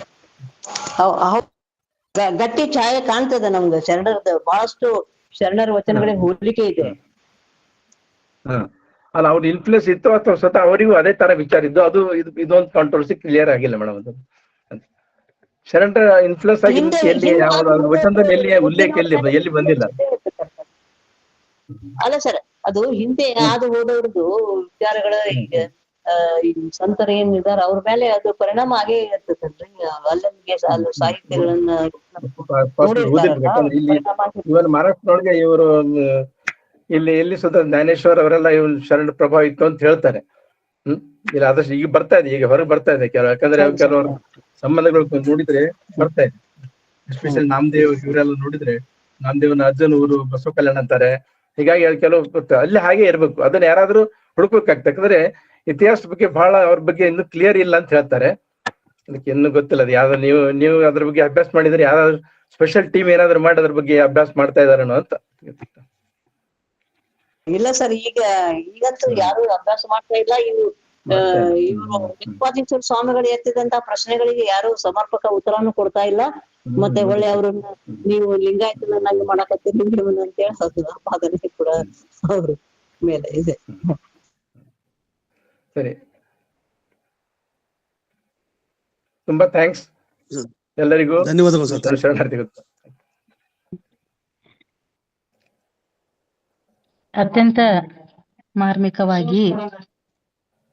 ಮಾರ್ಮಿಕವಾಗಿ ಇಲ್ಲಿ ಮಾರ್ಗದರ್ಶನವನ್ನ ನೀಡಿರ್ತಕ್ಕಂತಹ ಮತ್ತು ಎಲ್ಲ ವಿಷಯವನ್ನ ಚರ್ಚಿಸುತ್ತಾ ಮತ್ತೊಂದಿಷ್ಟು ವಿಷಯಗಳು ತಿಳಿಯುವ ಹಾಗೆ ಮಾಡಿರ್ತಕ್ಕಂತಹ ಶರಣ ಉಮಾಕಾಂತ ಬಿ ಶೆಟ್ಕರ್ ಗುರುಗಳಿಗೆ ತುಂಬು ಹೃದಯದ ಧನ್ಯವಾದಗಳು. ಈಗ ಮುಂದಿನ ಕಾರ್ಯಕ್ರಮ ಶರಣು ಸಮರ್ಪಣೆ. ಶರಣೆ ಸ್ಮಿತಾ ಪೌಟೆ ಇವ್ರು ಮಾತಾಡ್ರಿ, ಶಶಿಕಾಂತ್ ಪಟನ್ ಸರ್ ಮಾತಾಡ್ರಿ. ಹಾ ಸರ್, ನನ್ಗೆ ಗೊತ್ತಿರಲಿಲ್ಲ ಮೇಡಮ್, ಸಾರಿ ಸರ್. ಈಗ ಇಂತಹ ಎಲ್ಲ ಕಾರ್ಯಕ್ರಮಗಳು ಪ್ರತಿಯೊಬ್ಬರಿಗೂ ತಲುಪುವಂತೆ ಮಾಡಲು ಸಿಂಹಪಾಲನ್ನು ಹೊಂದಿರತಕ್ಕಂಥ ಸಾಕಷ್ಟು ಶ್ರಮಿಸುತ್ತಿರುವಂತಹ ಈ ಒಂದು ಅಕ್ಕನ ಅರಿವು, ಕಾವ್ಯಕೂಟ, ಹೀಗೆ ಪ್ರತಿಯೊಂದರಲ್ಲಿಯೂ ಕೂಡ ಸಕ್ರಿಯವಾಗಿ ನಡೆಸಿಕೊಡ್ತಕ್ಕಂತಹ ಎಲ್ಲರಿಗೂ ಇಲ್ಲಿ ಅವಕಾಶಗಳನ್ನು ಕೊಡುವಂತಹ ಡಾಕ್ಟರ್ ಶಶಿಕಾಂತ್ ಪಟನ್ ಸರ್ ಅವರು ಈಗ ಈ ಕಾರ್ಯಕ್ರಮದ ಕುರಿತು ಒಂದೆರಡು ಮಾತುಗಳನ್ನ ಹೇಳಬೇಕು ಅಂತ ಅವರಲ್ಲಿ ಕೇಳ್ಕೊಳ್ತೀನಿ. Please sir. ಓಂ ಶ್ರೀ ಗುರು ಬಸವಲಿಂಗಾಯನ್ಮ. ನಮಸ್ತೆ ಸರ್. ಕನ್ನಡ ಸಾಹಿತ್ಯ, ತೆಲುಗು ಸಾಹಿತ್ಯ, ತಮಿಳು ಸಾಹಿತ್ಯ ಮತ್ತು ಮಲಯಾಳಂ ಸಾಹಿತ್ಯದೊಳಗ ಒಂದು ಸಮಾನ ಮನಸ್ಕರ ವಿಚಾರವಂತರು, ವಿಶೇಷವಾಗಿ ಕನ್ನಡದೊಳಗಿರ್ತಕ್ಕಂಥ ಸರ್ವಜ್ಞ, ಆಂಧ್ರದೊಳಗಿರ್ತಕ್ಕಂಥ ವೇಮನ, ತಮಿಳುನಾಡಿನೊಳಗಿರ್ತಕ್ಕಂಥ ತಿರುವಳ್ಳಾರು, ಬಹಳಷ್ಟು ಸಾಮ್ಯತೆಯನ್ನು ನಾವು ಕಾಣ್ತೀವಿ. ತಿರುವಳ್ಳಾರ ಕಾಲಘಟ್ಟವನ್ನು ನಮ್ಗೆ 10ನೇ ಶತಮಾನಕ್ಕಿಂತ ಪೂರ್ವದೊಳಗ ಅಂತ ಅಂದ್ರ ಸರ್ವಜ್ಞ ಮತ್ತು ವೇಮನ ಒಂದೇ ಕಾಲಘಟ್ಟದೊಳಗ, ಅದರ ಕಾಲಘಟ್ಟವನ್ನು ಇತ್ಯರ್ಥ ಮಾಡಕ್ ಹೋಗಲ್ಲ. 1421 ಅಂತಾರ, 1495 ಅಂತಾರ, 1500 ಮೇಲೆ ಅವರ ಜನ್ಮ ಆಗಿರ್ಬೋದು ಅಂತ ತಿಳ್ಕೊಂಡು ವೇಮನ ಬಗ್ಗೆ ಹೇಳ್ತಾರ. ವೀರಶೈವ ಪದ ಬಂದಿದ್ದೆ ಭೀಮಕವಿಯಿಂದ. ಭೀಮಕವಿ ಮೂಲತಃ ಅನಂತಪುರದವನು, ಆಂಧ್ರದ ಮೂಲದವನು ಅವ. ಮತ್ತು ಹಂಪಿಯೊಳಗಿರ್ತಕ್ಕಂಥ ಕನ್ನಡವೆಂಬುದು ರಾಜಭಾಷೆಲು ಅಂತ ತಿಳ್ಕೊಂಡು ರಾಜಭಾಷೆ ಅವ ಕೃಷ್ಣದೇವರಾಯ ಆಡಳಿತಾತ್ಮಕ ಭಾಷೆಯನ್ನ ಕನ್ನಡ ಇಟ್ಟಿರ್ತಾನ, ರೂಢಿ ಭಾಷೆ ತೆಲುಗು ಮಾತಾಡ್ತಿರ್ತಾನ. ಅಲ್ಲಿ ಅಲ್ಲಸಾನಿ ಪೆದ್ದಿ, ಅಲ್ಲಿರ್ತಕ್ಕಂಥ ಬಿರಬಲ, ತೆನಾಲಿ ರಾಮಕೃಷ್ಣ ಇವರೆಲ್ಲರೂ ತೆಲುಗು ಭಾಷಿಕರು. ಹೀಗಾಗಿ ಭೀಮಕವಿಗೂ ಪ್ರೌಢದೇವರಾಯನ ಕಾಲದ ಭೀಮಕವಿಗೂ ಕೂಡ ಬಸವಪ್ಪ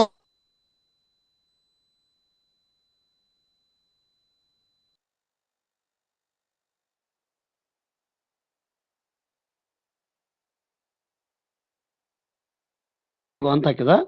ಆ ವೀರಶೈವ ಸಂಪ್ರದಾಯ ಅಥವಾ ವ್ರತವನ್ನ ಹೊಂದತಕ್ಕಂಥ ಅನೇಕ ಆಂಧ್ರರು ಈ ವಚನ ಸಾಹಿತ್ಯವನ್ನ ತೆಗೆದುಕೊಂಡ್ರು, ತಮ್ಮ ಆಚರಣೆ ಒಳಗ ವ್ರತದೊಳಗ ಅವನ್ನ ಅಳವಡಿಸಿದ್ರು.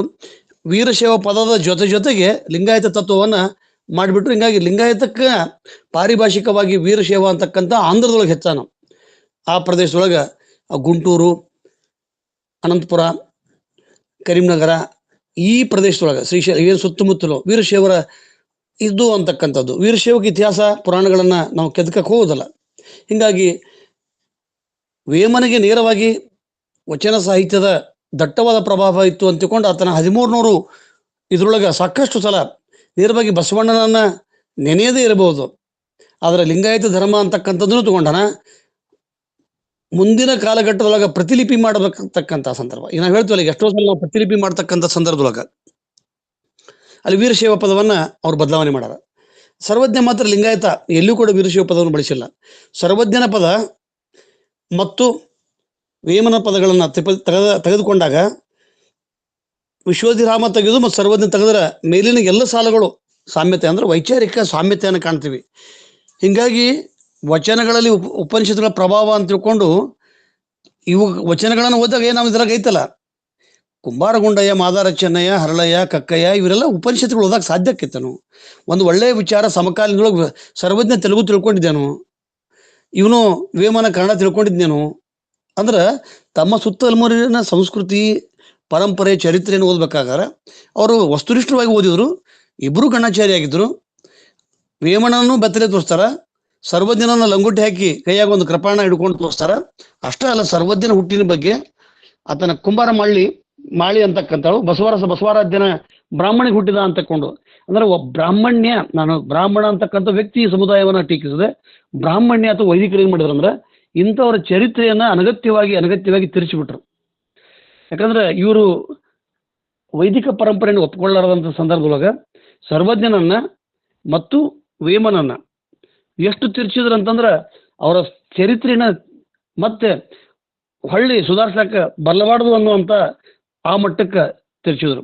ವೇಮನಿಗೆ ವಿಷಲಂಪಟ ಅಂತಾರ, ಆ ವೇಶ್ಯೆ 2-3 ಸುತ್ತು ಹಾಕೊಂಡ್ಬಂದ್ಲು. ಅವಳ ಬತ್ತಲೆ ನೋಡಿ ಜಿಗುಪ್ಸೆ ಹೊಡಿತು. ತನ್ನ ಅತ್ತೆಯಾದಂಥ ಹೇಮರೆಡ್ಡಿ ಮಲ್ಲಮ್ಮಗೆ ಮುಗುಬಟ್ಟು ಕೇಳ್ತಾನ, ವಜ್ರದ ಮುಗುಬಟ್ಟು ಅಂತಕ್ಕಂಥದ್ದು. ಹೇಮರೆಡ್ಡಿ ಮಲ್ಲಮ್ಮನ ಕೈಯಾಗ ಇಷ್ಟಲಿಂಗ ಐತಿ, ವಿಭೂತಿ ಐತಿ. ಹೀಗಾಗಿ ಇವರೆಲ್ಲರೂ ಕೂಡ ಮೂಲತಃ ಲಿಂಗಾಯತರೇ, ಲಿಂಗಾಯತ ಆಚಾರ ವಿಚಾರಗಳನ್ನ ಪಡೆದವನೇ. ಆತ ವಿಷಯಲಂಪಟ ಆಗಿದ್ದ ಅಂತಕ್ಕಂಥದ್ದಕ್ಕೆ ಯಾವುದೇ ಪುರಾಣ. ಆದ್ರೆ ವಿಷಯಲಂಪಟರನ್ನ ಟೀಕೆ ಮಾಡ್ತಾನೆ, ವೇಶ್ಯರ ಬಗ್ಗೆ ಅಸಹಾಯಕತೆಯನ್ನ ತೋರಿಸ್ತಾನ, ಯಾಕೆ ಹಿಂಗೆ ಮಾಡಿದ್ರೆ ಅಂತ ತಿಳ್ಕೊಂಡು. ಇದೇ ರೀತಿಯಾಗಿ ಸರ್ವಜ್ಞನ ತ್ರಿಪದಿ ಒಳಗೆ ಕೂಡ ಬರ್ತಾವೆ. ಅಂದ್ರೆ ತಿರುವಳ್ಳರಾಗಲಿ, ಕೇರಳದ 18ನೇ ಶತಮಾನದ ನಾರಾಯಣ ಗುರು ಆಗಲಿ, ಅವರು ಕೂಡ ಬಹಳಷ್ಟು ಹೋರಾಟ ಒಂದು ಸಮಾಜದ ದ್ರಾವಿಡ ಚಳುವಳಿಯನ್ನು ನಾವು ಕಾಣ್ತಕ್ಕಂಥದ್ದು ತಿರುವಳ್ಳರೊಳಗೆ, ಸರ್ವಜ್ಞನೊಳಗೆ, ವೇಮನೊಳಗೆ ಮತ್ತು ನಾರಾಯಣ ಗುರು ಒಳಗೆ. ಇವ್ರು 4 ಜನ ಗಟ್ಟಿಯಾದ ದೊಡ್ಡ ದಂಡನಾಯಕರು. 4 ಪಿಲ್ಲರ್ಸ್ ಆಫ್ ದ್ರಾವಿಡಿಯನ್ ಮೂವ್ಮೆಂಟ್ ಅಂತಾರೆ. ಇವತ್ತು ಮುಂದೆ ರಾಮಸ್ವಾಮಿ ಪೆರಿಯಾರ್, ಬಹಳ ಜನರಿಗೆ ಗೊತ್ತಿಲ್ಲ. ರಾಮಸ್ವಾಮಿ ಪೆರಿಯಾರ್ ಮೂಲತಃ ಅವರ ಭಾಷೆ, ಅವರ ಮೂಲ ಪುರುಷರು ಚಿತ್ರದುರ್ಗ, ಅವರು ಗಾಜನೂರು, ಚಾಮರಾಜನಗರ ಜಿಲ್ಲೆ ಪಕ್ಕದ ತಮಿಳುನಾಡಿಗೆ ಹೊಂದತಕ್ಕಂಥ ಒಂದು ಹಳ್ಳಿಯೊಳಗೆ ಬಂದರು. ಮಾತೃಭಾಷೆ ಕನ್ನಡ ಇತ್ತು.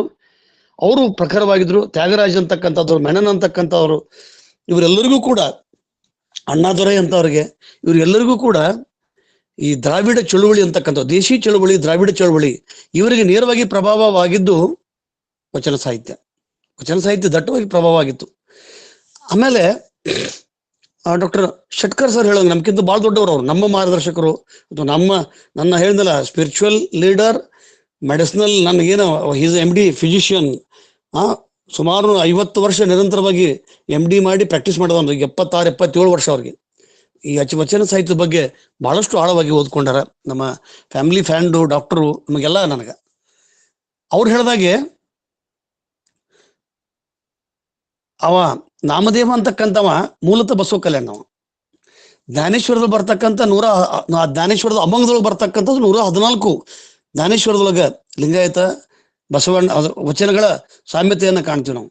ಅಷ್ಟೇ ಅಲ್ಲ, 16ನೇ ಶತಮಾನದ ತುಕಾರಾಮ. ಈಗ ನಾವು ಮಹಾರಾಷ್ಟ್ರದಾಗ ವೇಮನ ಸಮಕಾಲೀನರನ್ನು ನೋಡ್ಬೇಕಾದ್ರೆ ತುಕಾರಾಮ ಅಂತ ಬರ್ತಾನ. ತುಕಾರಾಮ ಬಹಳ ಪ್ರಗತಿಪರ ಇದ್ದ. ವಿದ್ರೋಹಿ ಸಾಹಿತ್ಯವನ್ನ, ಪುರೋಗಾಮಿ ಸಾಹಿತ್ಯವನ್ನ, ವಿಚಾರವನ್ನು ಮಾಡಿದಾಗ ಅಲ್ಲಿನ ವೈತೇಕರು. ಅಷ್ಟೇ ಅಲ್ಲ, ಆತನ ಎರವಾಡ ಜೈಲಿನೊಳಗಿದ್ದಾಗ ಆತನ ಸಾಹಿತ್ಯವನ್ನ ಸಂತ ತುಕಾರಾಮ ಕ್ರಾಂತಿಕಾರಿ ಕವಿ, ದೊಡ್ಡ ಸಾಹಿತಿ, ಅದನ್ನ ತರಿಸ್ಕೊಂತಿರ್ತಾರ, ಗಾಂಧಿ ತಂದು ಓದ್ತಿರ್ತಾರ.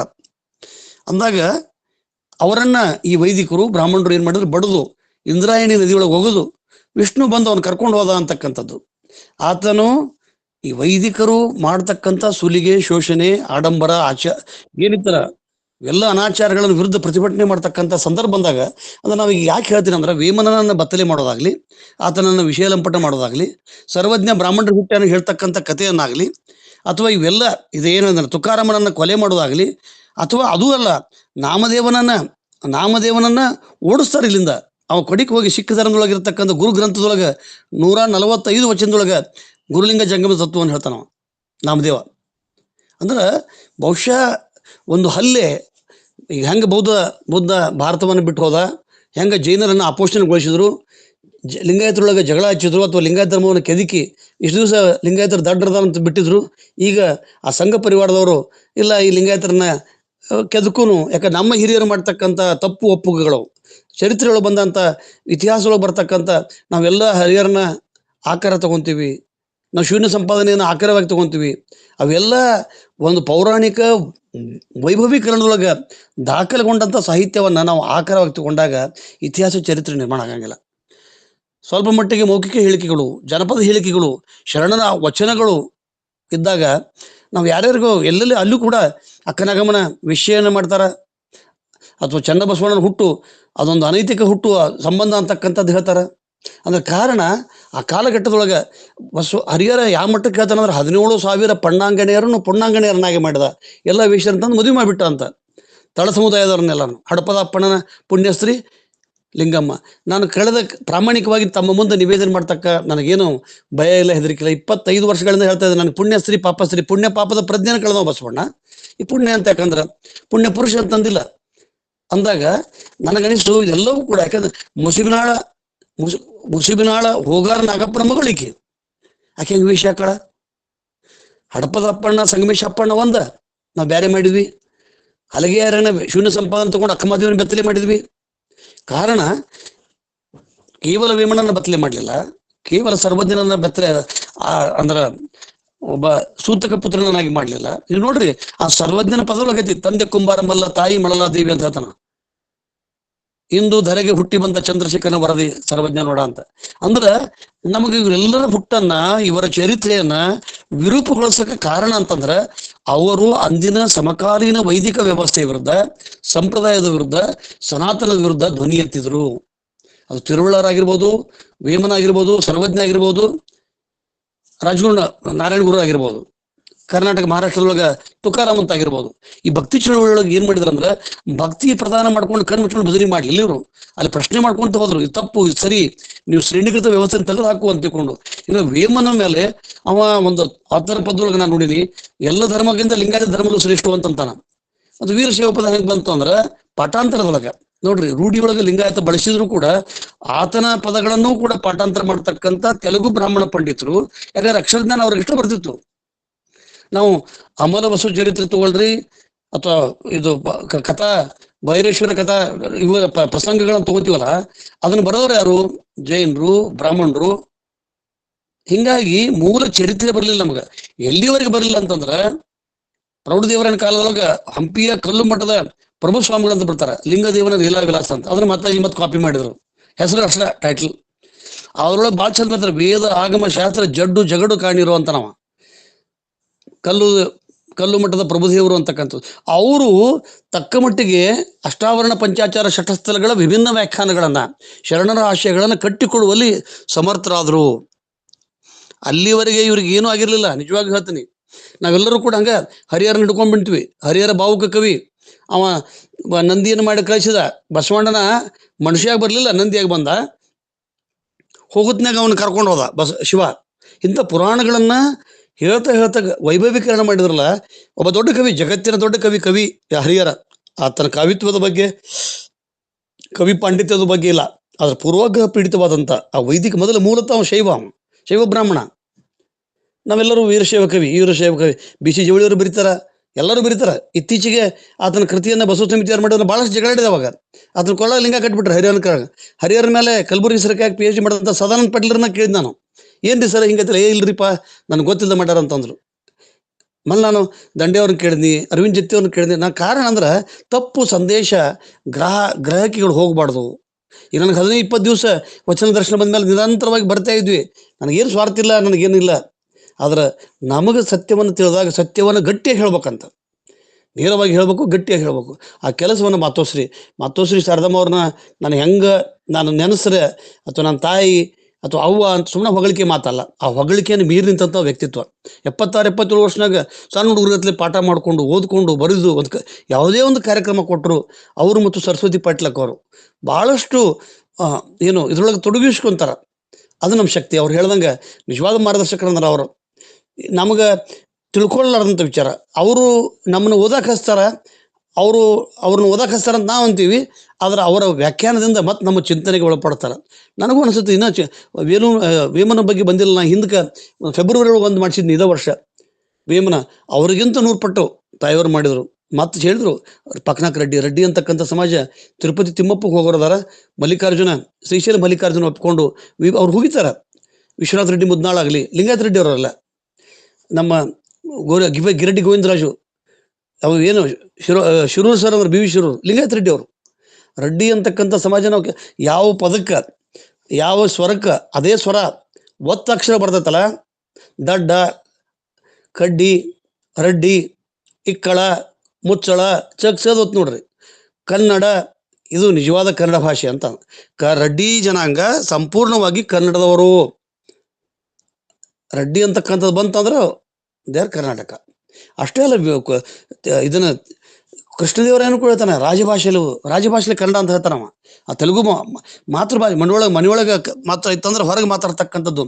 ಅವ ಚಾಮರಸನಿಗೆ ಆಶ್ರಯ ಕೊಡ್ತಾರ ಪ್ರೌಢದೇವರಾಯದು. ಅಂದಾಗ ಈ ವಚನ ಸಾಹಿತ್ಯದ ಚಳವಳಿ ಬಂದದ್ದು ಹಂಪಿಯಿಂದ ಬಂತು. ಹಂಪಿಯೊಳಗೆ ಬಂದಿದ್ದು ಹಂಪಿ ಬಾರ್ಡರ್ ಆಫ್ ಕರ್ನಾಟಕ, ಆಂಧ್ರ, ತಮಿಳುನಾಡು, ಕೇರಳ, ಇವೆಲ್ಲವೂ ಸಾಹಿತ್ಯದೊಳಗೆ ಈ ಪ್ರಗತಿಪರ ಪುರೋಗಾಮಿ ಸಾಹಿತ್ಯ ಬಂತು. ನನ್ನ ದೃಷ್ಟಿಯೊಳಗ ಕೇವಲ ಇವ ಲಿಂಗಾಯತ ಅಂತ ಹಣೆಪಟ್ಟಿ ಅಲ್ಲ, ಒಬ್ಬ ಕ್ರಾಂತಿಕಾರಕ ಕವಿ. ನಾನು ಇತ್ತೀಚೆಗೆ ನಮ್ಮ ಆತ್ಮೀಯರೊಬ್ಬರು ನನಗೆ ಅತ್ಯಂತ ಪರಿಚಯ ವಿಶ್ವನಾಥ್ ಗದ್ದಾರ್ ಅಂತ ನೀವು ಕೇಳಿರ್ಬೋದು. ಈಸ್ ನಕ್ಸಲೈಟ್, ಬಟ್ ಭಾಳಷ್ಟು ಚಂದ ಹಾಡ್ತಿದ್ದ. ಎಷ್ಟೊಂದು ವಿಚಾರಕ ಕ್ರಾಂತಿಯುತವ್ರುಗಳು ಅಂತಂದ್ರೆ ಆ ರೀತಿಯಾದಂಥ ತುಂಡು ಗಂಬಳಿ ಹೊತ್ತು ಅವಾಗ ಅಲ್ಲ ಇವು ಸರ್ವಜ್ಞ ಹೇಳ್ತಾನೆ, ನಾನು ತುಂಡು ಗಂಬಳಿ ಹೊತ್ತ ಹೊಡೆದ ಹಿಂಡನಗಲಿದ ಕುಂಜರ ಅಂತ ನಾವು. ನಾನು ಅರಿವಿ ತುಂಡು ನನಗೆ ಎಷ್ಟು ಬೇಕಷ್ಟು ಹಾಕೊಂಡೇನಿ, ನಾನು ಕುಂಜರ, ನಾನು ಯಾರಿಗೆ ಹೆದರಂಗಿಲ್ಲ ಅಂತಾನೆ. ಅದೇ ರೀತಿಯಾಗಿ ವೇಮನ ಅಂತಕ್ಕಂಥವನ್ನ ಕೇವಲ ಒಂದು ಧರ್ಮ ಭಾಷೆಗೆ ಸೀಮಿತವಾಗದೆ ಜಗತ್ತಿನ ಭಾಳ ದೊಡ್ಡ ಕ್ರಾಂತಿಕಾರಿ ಪುರೋಗಾಮಿ ಅಂತಂದ್ರೆ ತಪ್ಪಾಗ್ಲಿಕ್ಕಿಲ್ಲ. ಅವರು ಸಾಕಷ್ಟು ವಿಷಯ ಹೇಳ್ಯಾರ. ಇದ್ರ ಮೇಲೆ ನಾವೆಲ್ಲರೂ ಅವರು ಪ್ರಯತ್ನ ಮಾಡಿದ್ರೆ ಅವರು ಈ ಇಳಿ ವಯಸ್ಸಿನೊಳಗೆ 77 ಸುಮಾರು ಒಂದು 20-24 ಲೇಖನಗಳು ಬರೆದು ಕಳ್ಸ್ಯಾರ.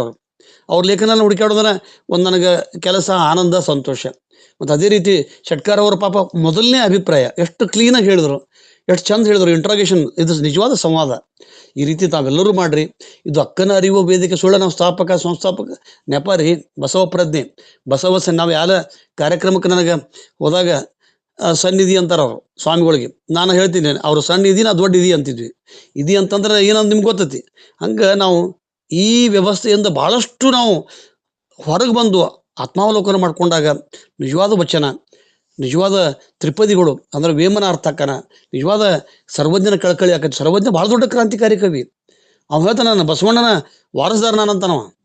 ಲಿಂಗಾಯತಕ್ಕೆ ಬಸವಣ್ಣನೊಬ್ಬನೇ ಕರ್ತ ಸರ್ವಜ್ಞನಂತ ಟೀಕಾಕಾರ, ಕ್ರಿಟಿಕ್ ಅಂತಾರೆ ಇವರೆಲ್ಲ ಕ್ರಿಟಿಕ್.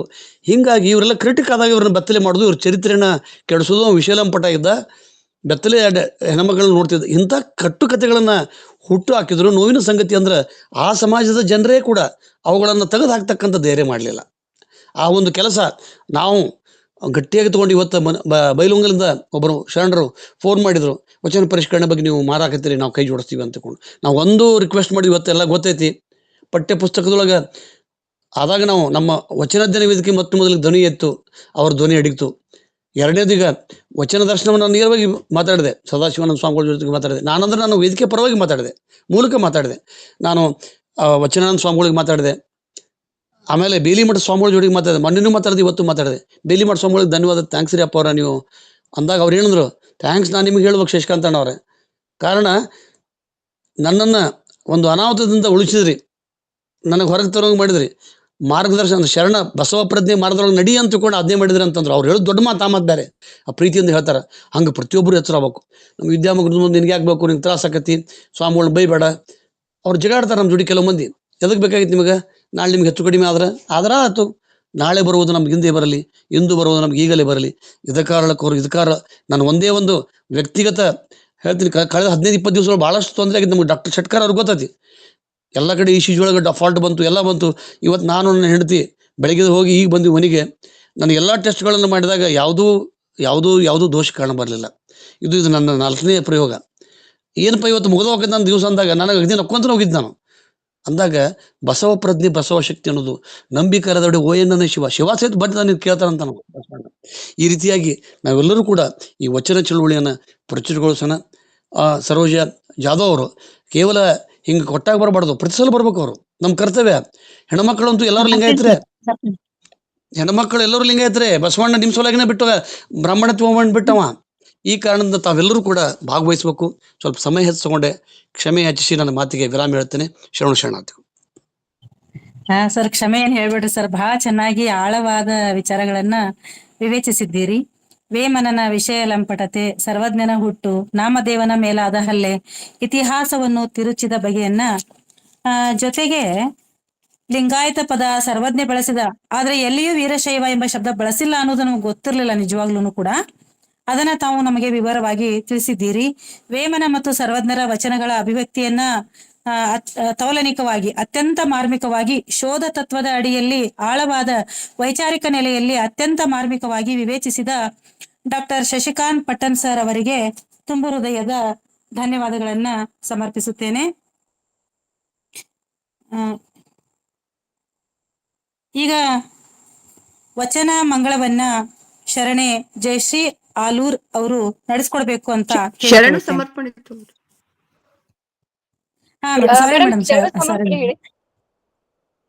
ಹಾ ಮೇಡಮ್, ಶರಣು ಸಮರ್ಪಣೆಯನ್ನ ಶರಣೆ ಸ್ಮಿತಾ ಪಾವಟೆ ಮೇಡಮ್ ಅವರು ನಡೆಸ್ಕೊಡ್ಬೇಕು ಅಂತ ಕೇಳ್ಕೊಳ್ತೀನಿ. ಮೇಡಮ್ ಪ್ಲೀಸ್ ಬನ್ನಿ ಮೇಡಮ್. ಓಂ ಶ್ರೀ ಗುರು ಬಸವಲಿಂಗಾಯ ನಮಃ.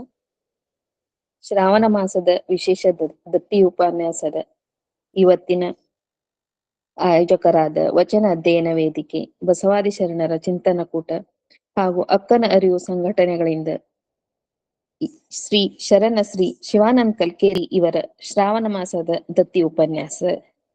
ಈ ಉಪನ್ಯಾಸದಲ್ಲಿ ಮೊಟ್ಟ ಮೊದಲಿಗೆ ವಚನ ಪ್ರಾರ್ಥನೆಯನ್ನು ಮಾಡಿದ ಶರಣ ಶ್ರೀ ಮಂಜು ಮಡಿವಾಳ ಅವರಿಗೂ ಹೃದಯಪೂರ್ವಕ ಧನ್ಯವಾದಗಳೊಂದಿಗೆ ಶರಣಾರ್ಥಿಗಳು. ಹಾಗೆ ಸುಂದರವಾಗಿ ಸ್ವಾಗತ, ಪ್ರಸ್ತಾವನೆ ಮತ್ತು ಪರಿಚಯ ಕಾರ್ಯಕ್ರಮವನ್ನು ನಡೆಸಿಕೊಟ್ಟ ಶರಣೆ ಡಾಕ್ಟರ್ ಸಾವಿತ್ರಿ ಕಮಲಾಪುರ ಅವರಿಗೂ ಹೃದಯಪೂರ್ವಕ ಧನ್ಯವಾದಗಳೊಂದಿಗೆ ಶರಣಾರ್ಥಿಗಳು. ಇವತ್ತಿನ ಮುಖ್ಯ ಘಟ್ಟವೆನಿಸಿಕೊಂಡ ವೇಮನರ ತ್ರಿಪದಿಗಳಲ್ಲಿನ ಅನುಭವ ಸಾಹಿತ್ಯ ವೇಮನರ ಷಟ್ಪದಿಗಳಲ್ಲಿ ಅನುಭವ ಸಾಹಿತ್ಯದ ಕುರಿತಾಗಿ ವಿಶೇಷವಾಗಿ ಉಪನ್ಯಾಸ ನೀಡಿದ ಅತ್ಯಂತ ಸುಂದರವಾಗಿ ಮತ್ತು ಅಚ್ಚುಕಟ್ಟಾಗಿ ಪ್ರತಿಯೊಂದನ್ನು ಎಳೆಯಾಗಿ ಬಿಚ್ಚಿ ನಮಗೆಲ್ಲ ಪ್ರಸ್ತುತಪಡಿಸಿದ ಶರಣೆ ಪ್ರೊಫೆಸರ್ ಶಾರದಾ ಅಮ್ಮ ಪಾಟೀಲ್ ಮೇಟಿ ಬಾದಾಮಿ ಇವರಿಗೂ ಹೃದಯಪೂರ್ವಕ ಧನ್ಯವಾದಗಳೊಂದಿಗೆ ಶರಣಾರ್ಥಿಗಳು. ಹಾಗೆ ಅವರಿಗೆ ಅವರ ಉಪನ್ಯಾಸಕ್ಕೆ ಸಮರ್ಪಕವಾಗಿ ಮಾರ್ಗದರ್ಶನ ನೀಡಿದ ಶರಣ ಶ್ರೀ ಉಮಾಕಾಂತ್ ಬಿ ಶೆಟ್ಟರ್ ಸರ್ ಅವರಿಗೂ ಹೃದಯಪೂರ್ವಕ ಧನ್ಯವಾದಗಳೊಂದಿಗೆ ಶರಣಾರ್ಥಿಗಳು. ಇನ್ನು ಇದೇ ವಿಷಯದ ಕುರಿತು ಇದರ ಸುತ್ತಲಿನ ಎಲ್ಲ ವಿಚಾರಗಳನ್ನು ಒಳಗೂಡಿಸಿಕೊಂಡು ನಮಗೆ ಮತ್ತೆ ಇನ್ನೂ ಎಚ್ಚರಿಸುತ್ತಾ ವಿಶೇಷವಾದ ಎಲ್ಲ ತಪ್ಪು ಒಪ್ಪುಗಳನ್ನು ಹೇಳಿ ನಾವು ಮುಂದೆ ಏನ್ ಮಾಡ್ಬೇಕು, ಹೇಗಿರ್ಬೇಕು ಅನ್ನೋದನ್ನ ಎಲ್ಲ ವಿಸ್ತೃತವಾಗಿ ವಿಚಾರವನ್ನು ವ್ಯಕ್ತಪಡಿಸಿರುವಂತ ಈ ಎಲ್ಲ ಸಂಘಟನೆಗಳ ಸೂತ್ರಧಾರಿಗಳಾದಂತ ಡಾಕ್ಟರ್ ಶಶಿಕಾಂತ್ ಪಟ್ಟಣ್ ಸರ್ ಅವರಿಗೂ ಹೃದಯಪೂರ್ವಕ ಧನ್ಯವಾದಗಳೊಂದಿಗೆ ಶರಣಾರ್ಥಿಗಳು. ಹಾಗೆ ಈ ಕಾರ್ಯಕ್ರಮವನ್ನು ಅತ್ಯಂತ ಸುಂದರವಾಗಿ ನಡೆಸಿಕೊಡುತ್ತಿರುವ ಡಾಕ್ಟರ್ ಸರೋಜಾ ಜಾಧವ್ ಶರಣೆ ಅವರಿಗೂ ಹೃದಯಪೂರ್ವಕ ಧನ್ಯವಾದಗಳೊಂದಿಗೆ ಶರಣಾರ್ಥಿಗಳು. ಹಾಗೆ ತಾಂತ್ರಿಕ ಸಹಾಯವನ್ನು ಅಚ್ಚುಕಟ್ಟಾಗಿ ನಿರ್ವಹಿಸಿ ಅದನ್ನು ಅತ್ಯಂತ ಮುತುವರ್ಜಿಯಾಗಿ ವಹಿಸಿ ನಮ್ಮೆಲ್ಲರಿಗೂ ಮತ್ತೆ ಒದಗಿಸಿಕೊಡುತ್ತಿರುವ ಅದನ್ನು ಸಂಕಲಿಸಿ ಒದಗಿಸಿಕೊಡುತ್ತಿರುವ ಡಾಕ್ಟರ್ ದಾನಮ್ಮ ಜಳಕಿ ಮೇಡಮ್ ಅವರಿಗೂ ಹೃದಯಪೂರ್ವಕ ಧನ್ಯವಾದಗಳೊಂದಿಗೆ ಶರಣಾರ್ಥಿಗಳು. ಮತ್ತು ಕೊನೆಯಲ್ಲಿ ವಚನ ಮಂಗಳ ಮಾಡಲಿರುವ ಶರಣೆ ಜಯಶ್ರೀ ಆಲೂರ್ ಅವರಿಗೂ ಹೃದಯಪೂರ್ವಕ ಧನ್ಯವಾದಗಳೊಂದಿಗೆ ಶರಣಾರ್ಥಿಗಳು. ಈ ಕಾರ್ಯಕ್ರಮದ ಸಂಯೋಜಕರಾಗಿರುವ ಶರಣೆ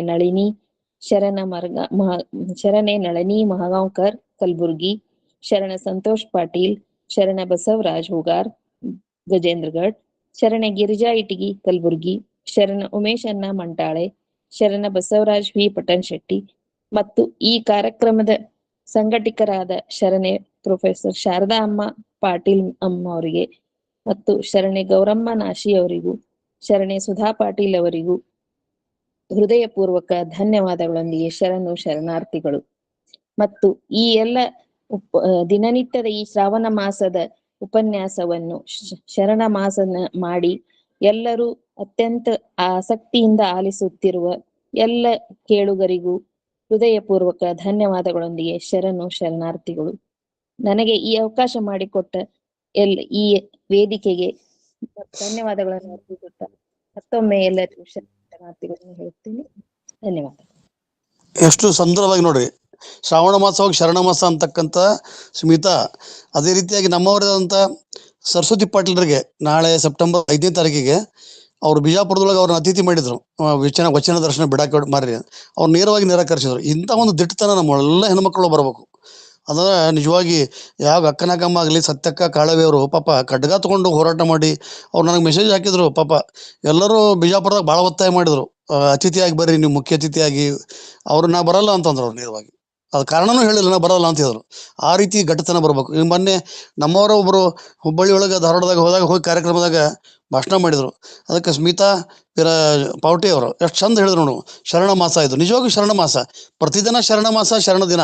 ನಾವು ಶ್ರಾವಣ ಅಂತಕ್ಕಂಥದ್ದನ್ನು ಇನ್ನು ಮೇಲೆ ಬ್ರ್ಯಾಕೆಟ್ನಾಗ ಹಾಕಿ ಶರಣ ಮಾಸ ಅಂತ ಅನ್ನೋದು ಯೋಗ್ಯ. ಇದು ಒಂದು ನಿಜವಾದ ಒಂದು ಐ ವೆಲ್ಕಮ್ ದಿಸ್ ಮೂವ್. ಅವರನ್ನು ನಾನು ಖಂಡಿತ ಸ್ವಾಗತಿಸ್ತೇನೆ. ಮತ್ತೊಮ್ಮೆ ಎಲ್ಲರಿಗೂ ಶರಣಾರ್ಥಿಗಳು. ಶರಣ ಮಾಸದ ಈ ಸಂದರ್ಭದೊಳಗ ಪವಿತ್ರವಾದ ಒಂದು ವೇದಿಕೆಯಲ್ಲಿ ನನಗೆ ಅವಕಾಶ ಮಾಡಿಕೊಟ್ಟಿರ್ತಕ್ಕಂತಹ ಡಾಕ್ಟರ್ ಶಶಿಕಾಂತ್ ಪಟನ್ ಸರ್ ಅವರಿಗೆ ನಮಸ್ಕರಿಸುತ್ತಾ ಧನ್ಯವಾದಗಳನ್ನ ಸಮರ್ಪಿಸುತ್ತಾ, ಸದಾಕಾಲ ನನಗೆ ನೀವು ಒಂದಾದ್ರೂ ಏನಾದ್ರೂ ನಿರೂಪಣೆ ಆದ್ರೂ ಮಾಡ್ರಿ, ಏನಾದ್ರೂ ಮಾತಾಡಿ ಅಂತ ಹೇಳ್ತಕ್ಕಂತಹ ಮೇಡಮ್ ಸುಧಾ ಪಾಟೀಲ್ ಮೇಡಮ್ ಅವ್ರಿಗೂ ಕೂಡ ನನ್ನ ತುಂಬು ಹೃದಯದ ಧನ್ಯವಾದಗಳನ್ನ ಅರ್ಪಿಸುತ್ತಾ, ಈ ಒಂದು ಕಾರ್ಯಕ್ರಮವನ್ನು ನಡೆಸಿ ಕೊಡುವಂತ ಸಂದರ್ಭದಲ್ಲಿ ನನ್ನಿಂದ ಏನಾದರೂ ತಪ್ಪುಗಳಾಗಿದ್ದರೆ ತಾವೆಲ್ಲರೂ ಕೂಡ ಅದನ್ನ ಕ್ಷಮಿಸಬೇಕು ಅಂತ ಕೇಳಿಕೊಳ್ಳುತ್ತಾ, ಕಾರ್ಯಕ್ರಮದ ಕೊನೆಯ ಘಟ್ಟಕ್ಕೆ ನಾವು ಬಂದು ತಲುಪುತ್ತಿದ್ದೇವೆ. ಈಗ ಕಾರ್ಯಕ್ರಮದ ವಚನ ಮಂಗಳ ಕಾರ್ಯಕ್ರಮ ಈಗ ಆರಂಭ ಆಗ್ತಾ ಇದೆ. ಈ ವಚನ ಮಂಗಳ ಕಾರ್ಯಕ್ರಮವನ್ನ ಶರಣೆ ಜಯಶ್ರೀ ಆಲೂರ್ ಮೇಡಮ್ ಅವರು ನಡೆಸ್ಕೊಡ್ಬೇಕು ಅಂತ ಅವರಲ್ಲಿ ಕೇಳ್ಕೊಳ್ತೀನಿ. Please madam. ಓಂ ಶ್ರೀ ಗುರು ಬಸವಲಿಂಗಾಯ ನಮಃ. ಎಲ್ಲರಿಗೂ ಶರಣಾರ್ಥಿಗಳು. ಕೇಳಿಸ್ತಾ ಇದೆಯಲ್ಲ?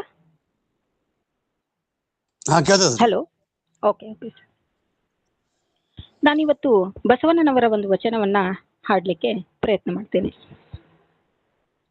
ಎಲ್ಲಿ ನೋಡಿದಡಲ್ಲಿ ಮನಗಳ ಸಿಗುಡಿ, ಎಲ್ಲಿ ನೋಡಿದಡಲ್ಲಿ ಮನಗಳ ಸಿಗುಡಿಯಲ್ಲಿ ನೋಡಿದಡಲ್ಲಿ ಮನಗಳ ಸಿಗುಡಿಯಲ್ಲಿ ನೋಡಿದಡಲ್ಲಿ ನಿಮ್ಮನೆ ನಿಮ್ಮ ಪ್ರಮಥಾರನೆ, ನಿಮ್ಮನೆ ನಿಮ್ಮ ಪ್ರಮಥಾರನೆ ಎಲ್ಲಿ ನೋಡಿದಡಲ್ಲಿ ಮನಗಳ ಸಿಗುಡಿಯಲ್ಲಿ ನೋಡಿದಡಲ್ಲಿ